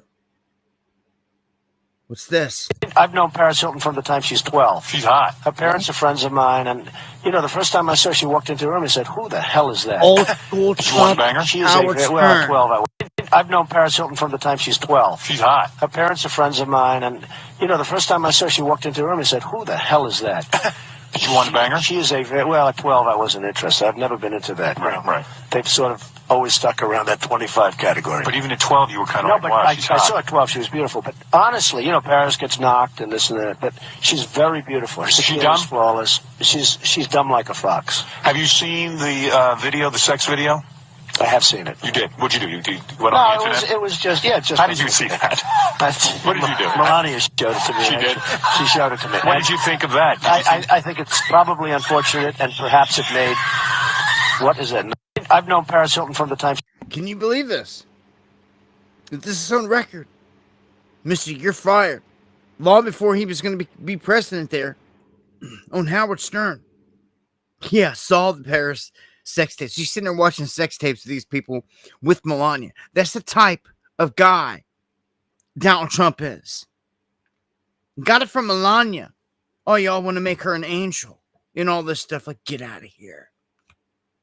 She's right in the mix with all this satanic stuff. Like, man. Let Post Malone tell you something. The biggest lie is the U.S. government. It's not what it used to be. Now it's a fucking reality show, and I think there's going to be a lot of weird shit that happens within our lifetime and within our generation that really changes the way of the world. So move somewhere, because whenever martial law is declared, you have, and whenever your cards fail, whenever your banks fail, and you can't use your card anymore, you have 3 days to get out of where you are, because that's when they're coming for you. That's the big move. That's checkmate right there. And they think they have you. But move out to the country, get your scraps, stand up for yourself, build a tower, build a long road to where you can see them coming, and don't give up. The biggest lie is the U.S. government. Notice what he said. He echoes something that I've told you for the longest time. They're about to pull off an event where your card don't work. Did you hear what he said?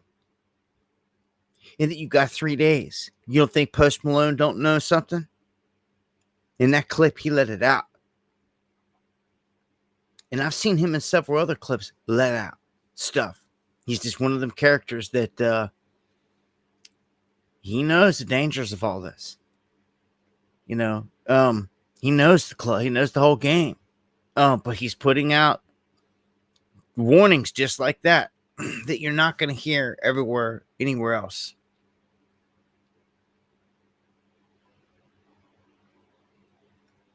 I'm sick of this stuff, man. Yeah, check out. Alex Jones crying because of this whole thing. A disaster. I don't know how they got Trump and the DOJ to do this, because the public is not buying it. No one is buying it. So I never saw any evidence of Trump involved in any of the stuff that came out. It was all fake. The fake Jane Does, all the crap, you know, E. Jean Carroll, the crazy leftist cat lady, all of it. So now, by coming in and being part of the cover-up, the Trump administration has become part of it. I mean, it's just, you cannot see it any other way. You dumbass. So I just got to the office. I'm going to go throw up, actually. And this only happens every few years when something really, really bad happens or something. I mean, I'm physically going to puke probably right now. My mouth is watering right now. Go take your male vitality. Because I have integrity. And, I just really need the Trump administration to succeed and to save this country, and they're doing so much good. Trump got you crying like a little bitch. Tears my guts out. No, I can't play no more. I can take no more. Freaking. That's what you get, you fool. Jumping on the bandwagon to sell everybody your product because that's what you did and that's what it was about. You fool. All across this country, I've seen you do it. For a long, long time.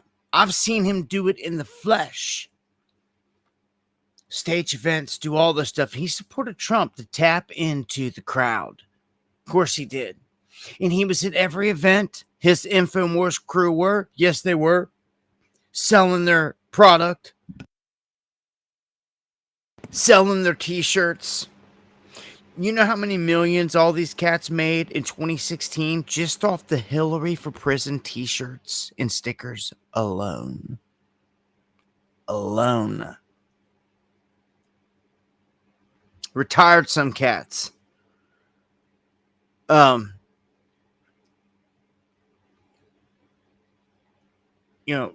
is all Mossad controlled. You want to talk about controlled? InfoWars, we've known this for the longest time, ever since Jump Street, like decades ago. They were being backed by Stratford, which was a Mossad-funded outfit literally right down the road and around the corner from their headquarters there in Texas. Yeah, and it was all staged garbage. Him and Jesse Ventura sneaking into Bohemian Grove. Come on now. Come on now. It's like you're watching wrestling and you're thinking it's real or something here, man. Like, take a step back. Look back at this stuff, whether you bought it or not. Like, it was staged and fake. That's how these guys operate. I've busted them. I'll never forget, 2016, Cleveland, he staged a rumble with Cenk Uygur. And off camera before it happened, we sat there and witnessed these guys like, oh, getting ready. They were getting ready for the whole thing. Like a production, like they were about to shoot it. And like once the cameras were set, everything was ready to go.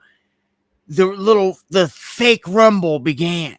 And it was like a stupid, pathetic skirmish, but it was all just to get headlines and clicks and all this stuff. That's how they operate. That's how they operate. Everywhere they go, everything that they do. That's how they operate. And then they sell all the other people the product, their male vitality.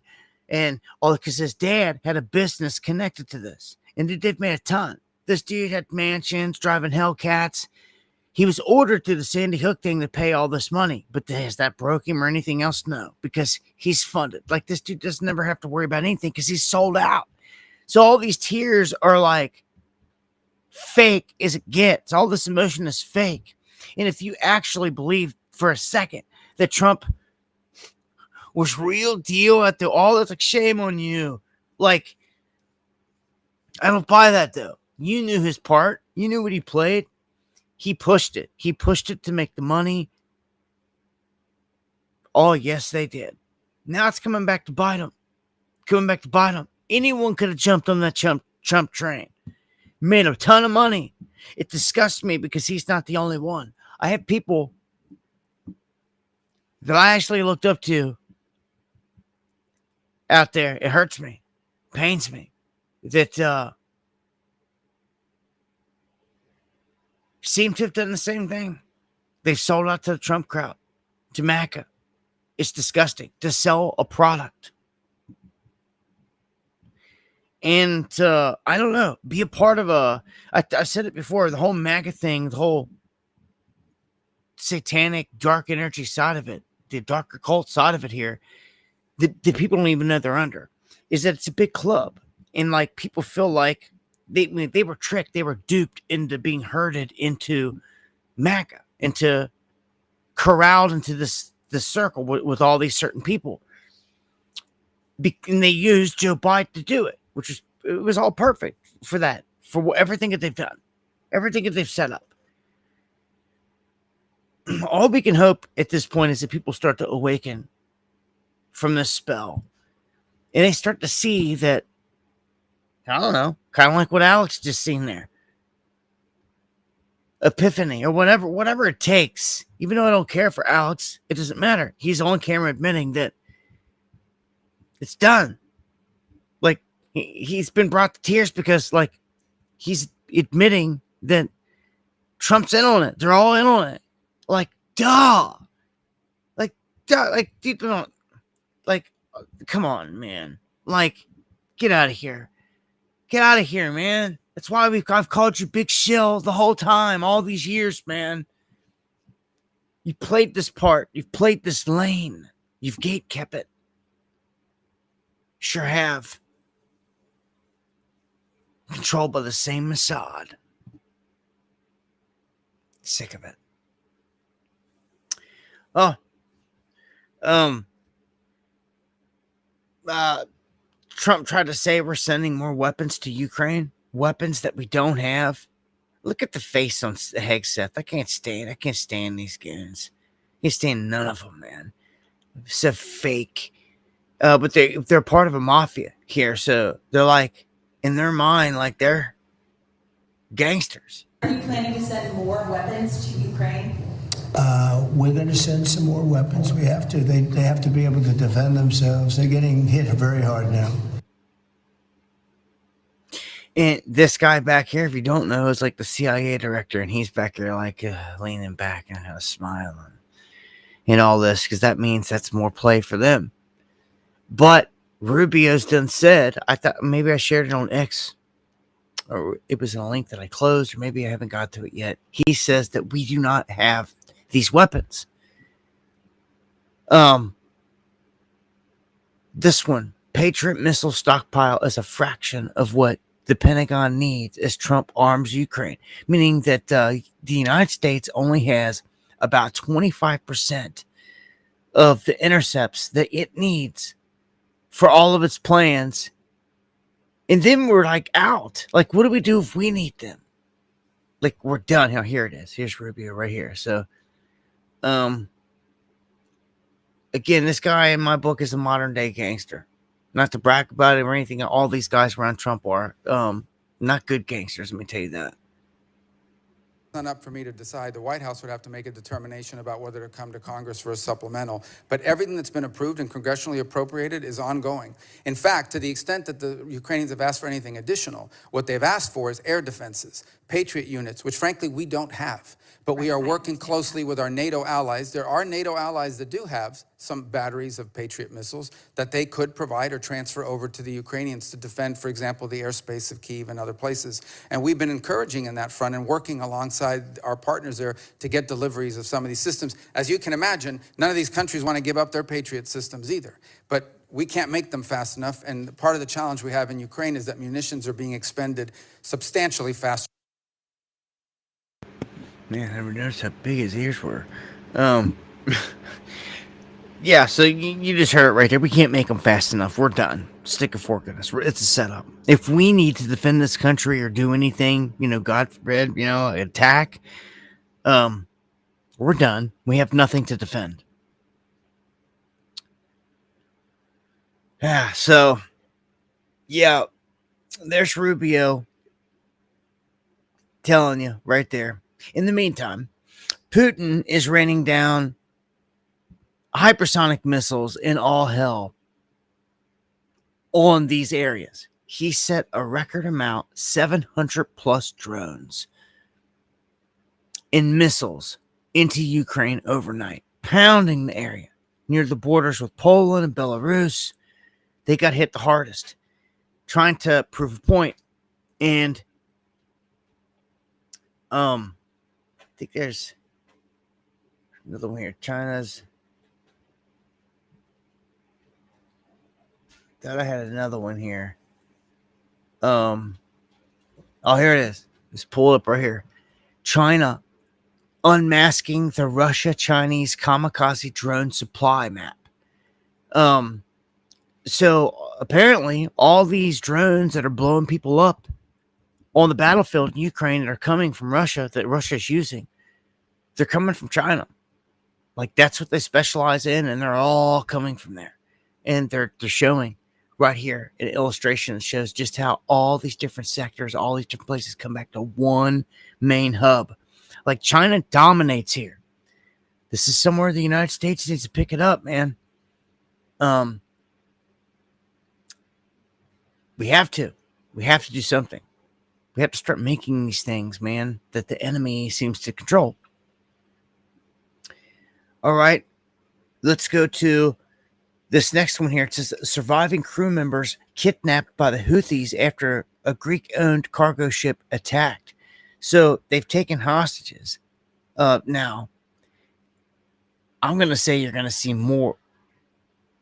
You're going to see more of this stuff. And they're doing it at these choke points. Man, it just seems like it's just a matter of time before they could just lock them down. They could do it probably rather quickly. But yeah, things going from bad to worse here regarding the situation of this Eternity Sea, which was sunk in a Houthi raid. The missing mariners aboard the ship are now confirmed kidnapped and at least 4 of them killed. So this is like modern day pirates. Oh yeah, the enemy's within. Always has been. You can't convince enough. I mean, we say it all the time. You can't convince enough of them, though. This should be this whole Epstein thing. It's like a curtain drop moment. Like, there's no excuse. I'm like, any argument you have in the subway or at the bank or wherever the hell you're at with a Trumper standing around you trying to say something stupid, you just hit him with like, yeah, Mr. Warp Speed there. You're like, well, what is that? What is that? He got the jab all nice and quick lined up. Educate them on that first and foremost. Mr. Going and clean them out. Like, well, what do you mean there? Yeah, like that's what he said. That was his response to the people dying, getting genocide in Palestine, was that they should just go and clean them on out.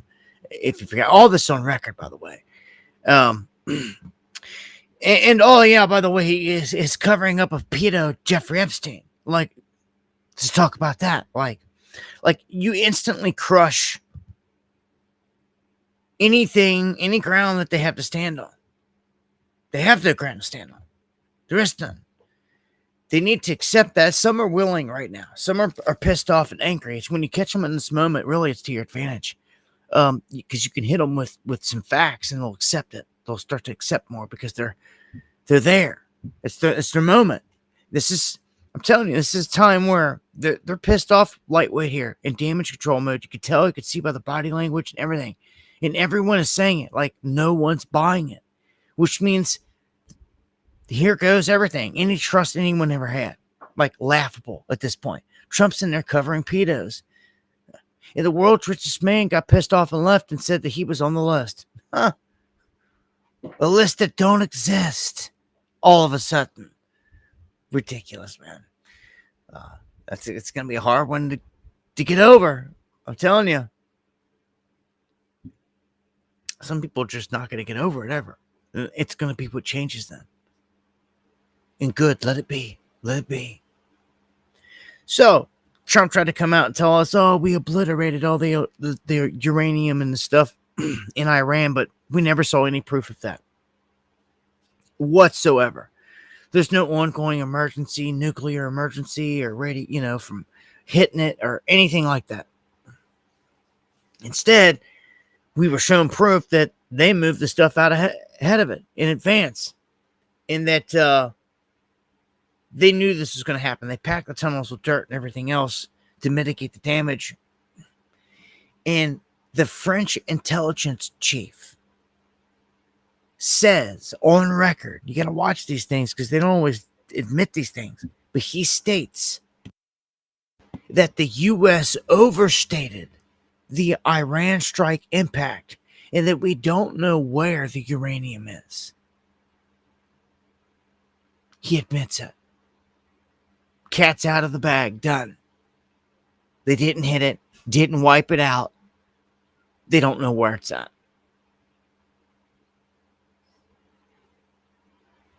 So, just thought you might want to know that, you know? Same time, Iran rapidly beefs up their air defenses after getting hit by missiles from Israel and the whole exchange. And guess who's doing it? Guess who's doing it? China.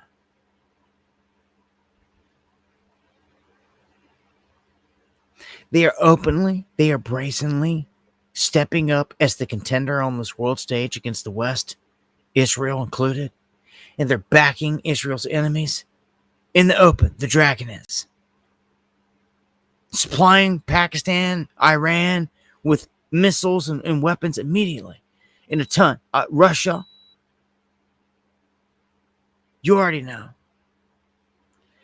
Here we go. Check this one out. This is nuts. I'm just going to read off from how this post goes here. The Israel defense minister unveils a plan for a concentration camp in Gaza. They say that with the Gaza ceasefire negotiations underway by the Gentile Messiah, it raises hopes of a deal being reached by week's end. Okay? They say that on Monday,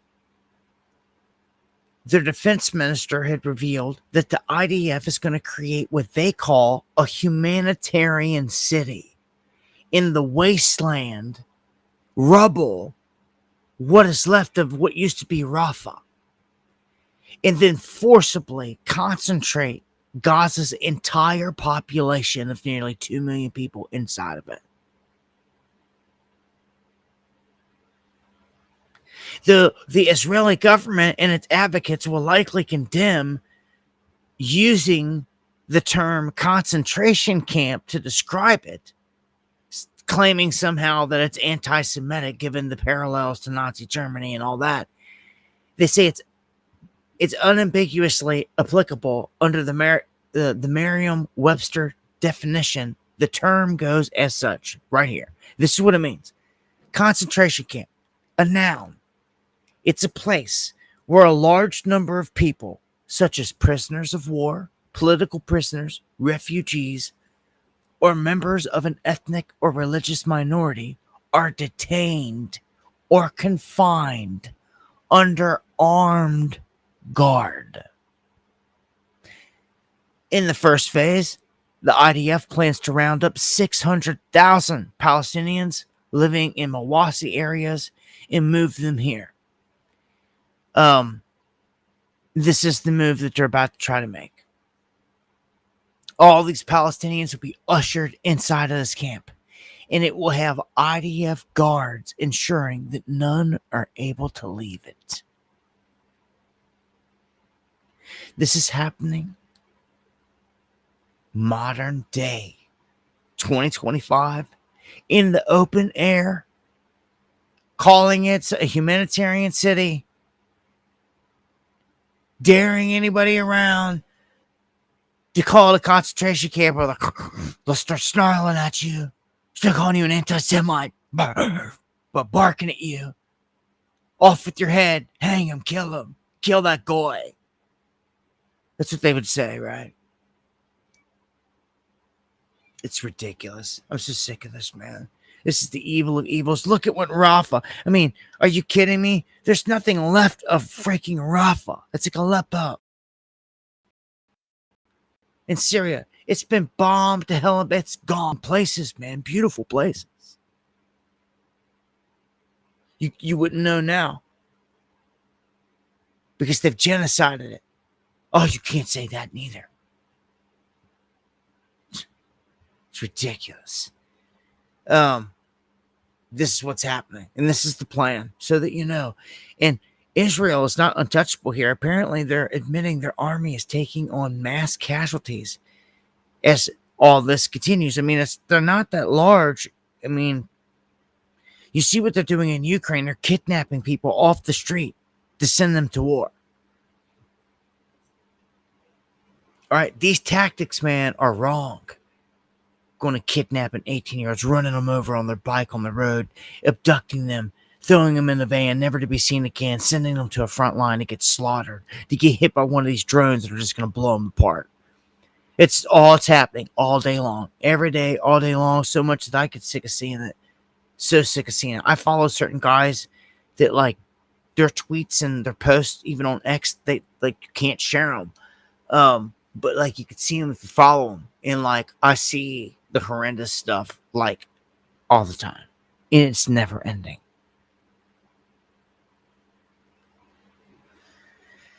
Yeah, it sucks, Ava, that evil triumphs when good men do nothing. And here's that leader of Syria now, trained by the West, former Al-Qaeda leader and all that stuff.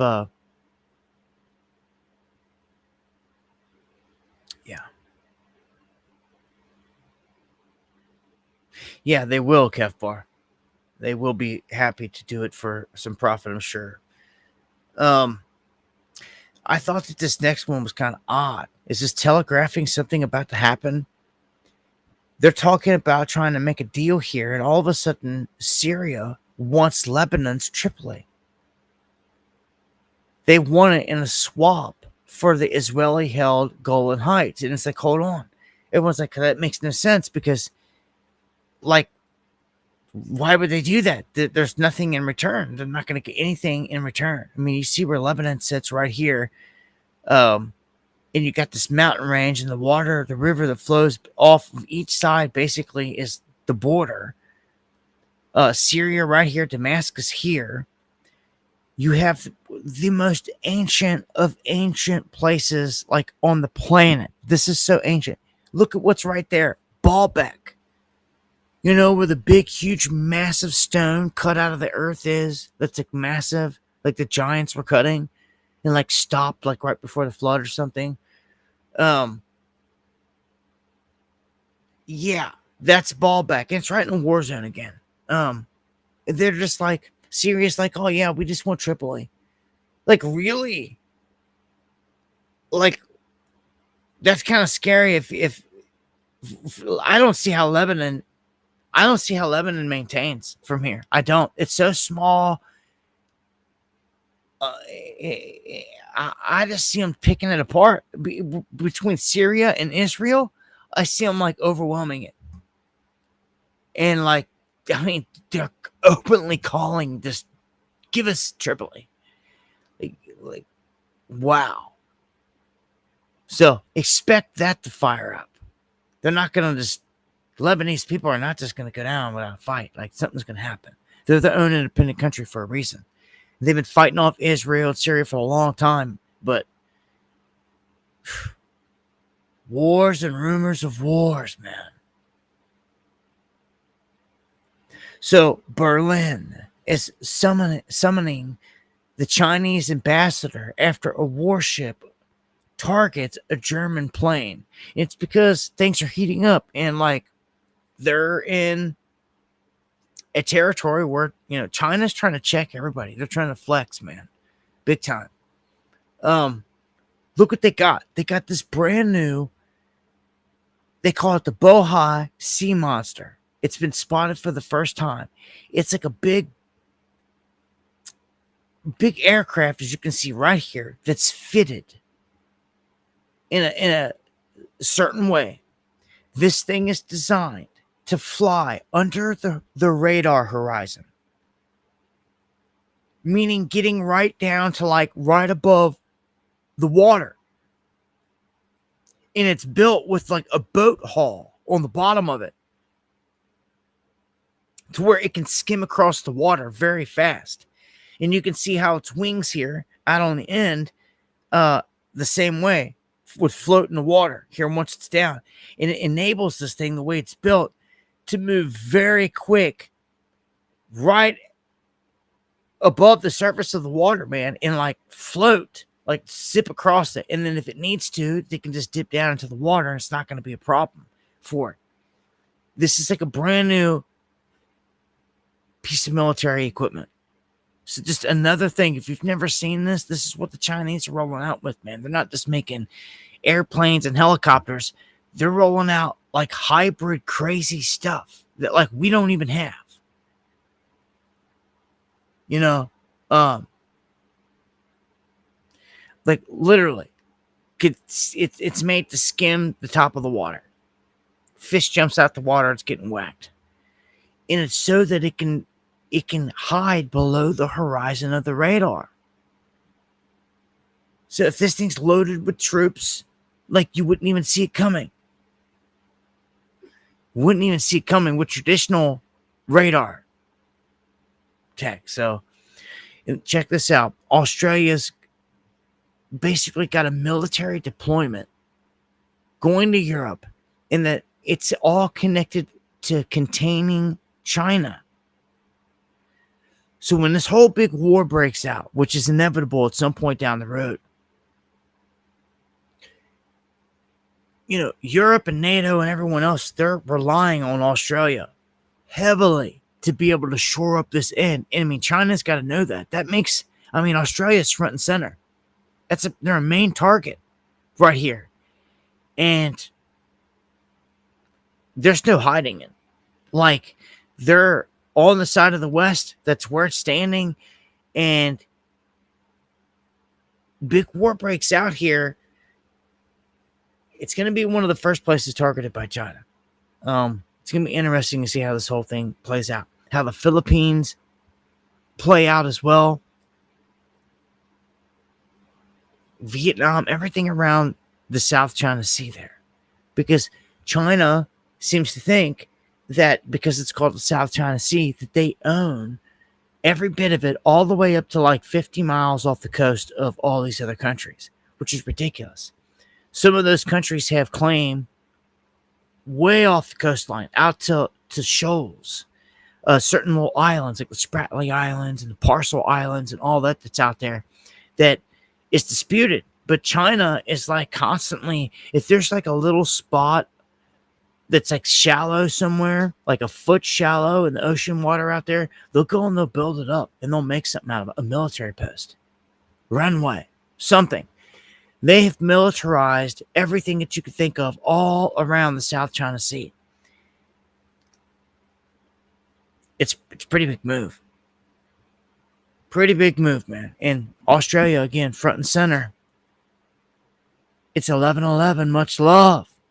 It's crazy. I look down to see that and then look over the chat and I see all 11/11s. So much love.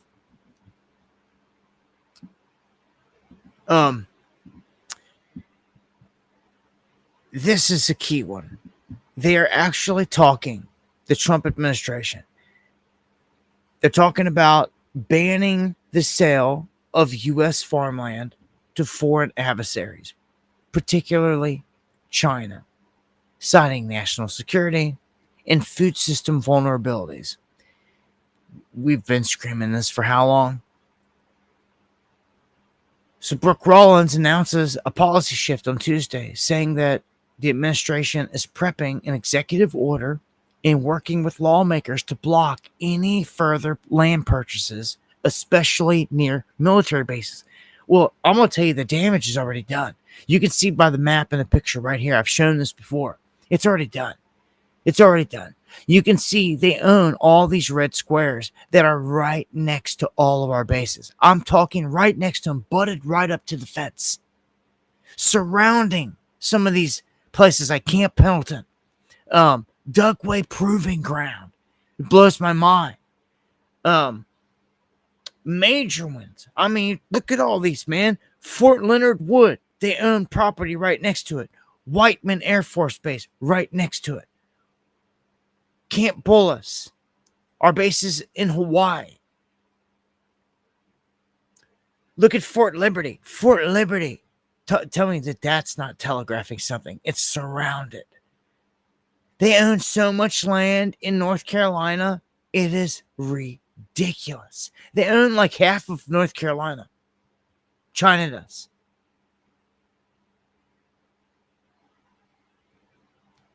That's insane, man. They don't even own anything in other parts, in other states, but this is strategic, man.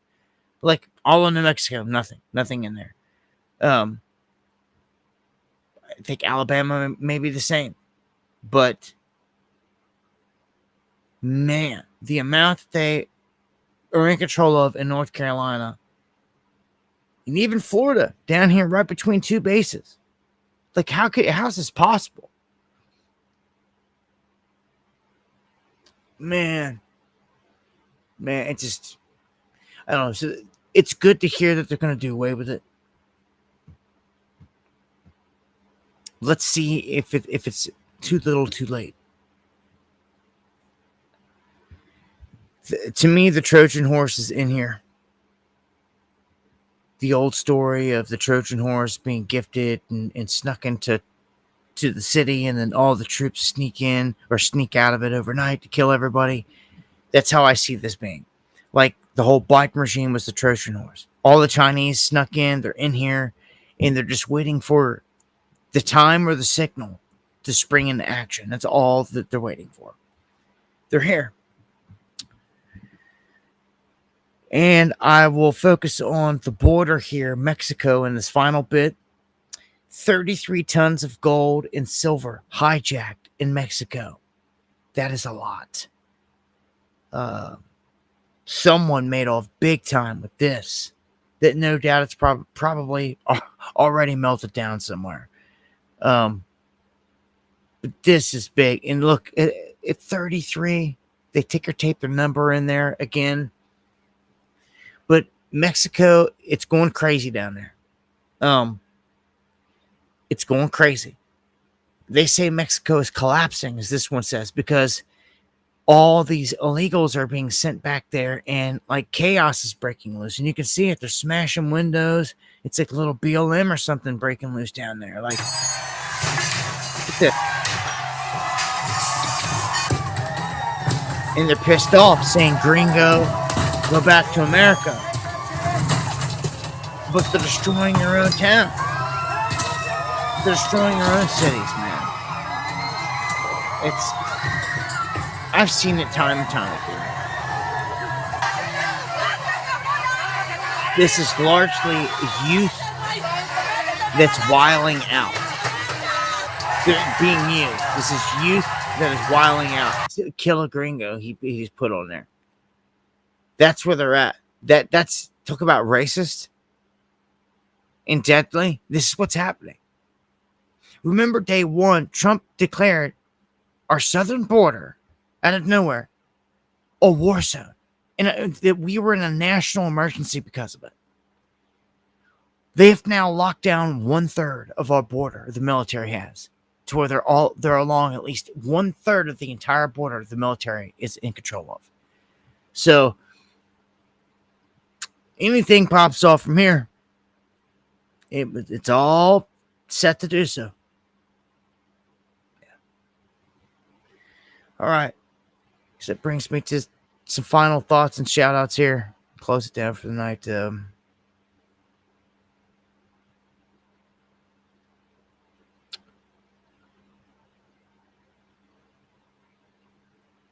want to thank everyone out there that joins me here for these streams, that shares it.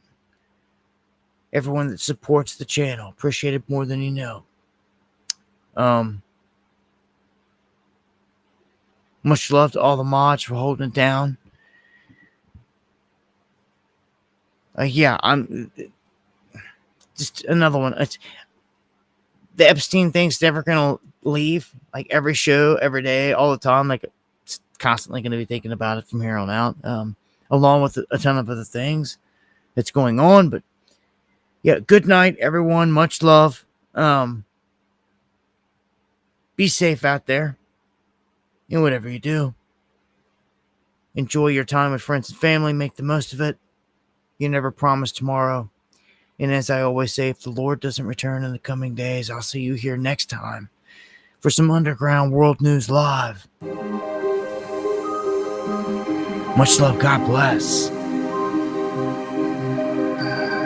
All my pure bloods, salute.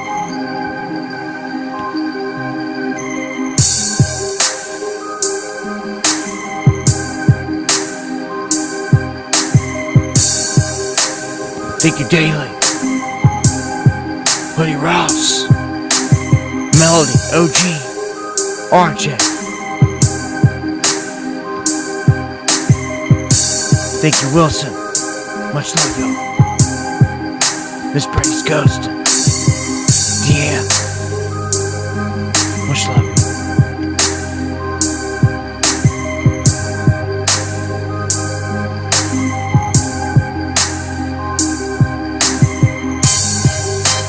And thank you to the legendary Eon.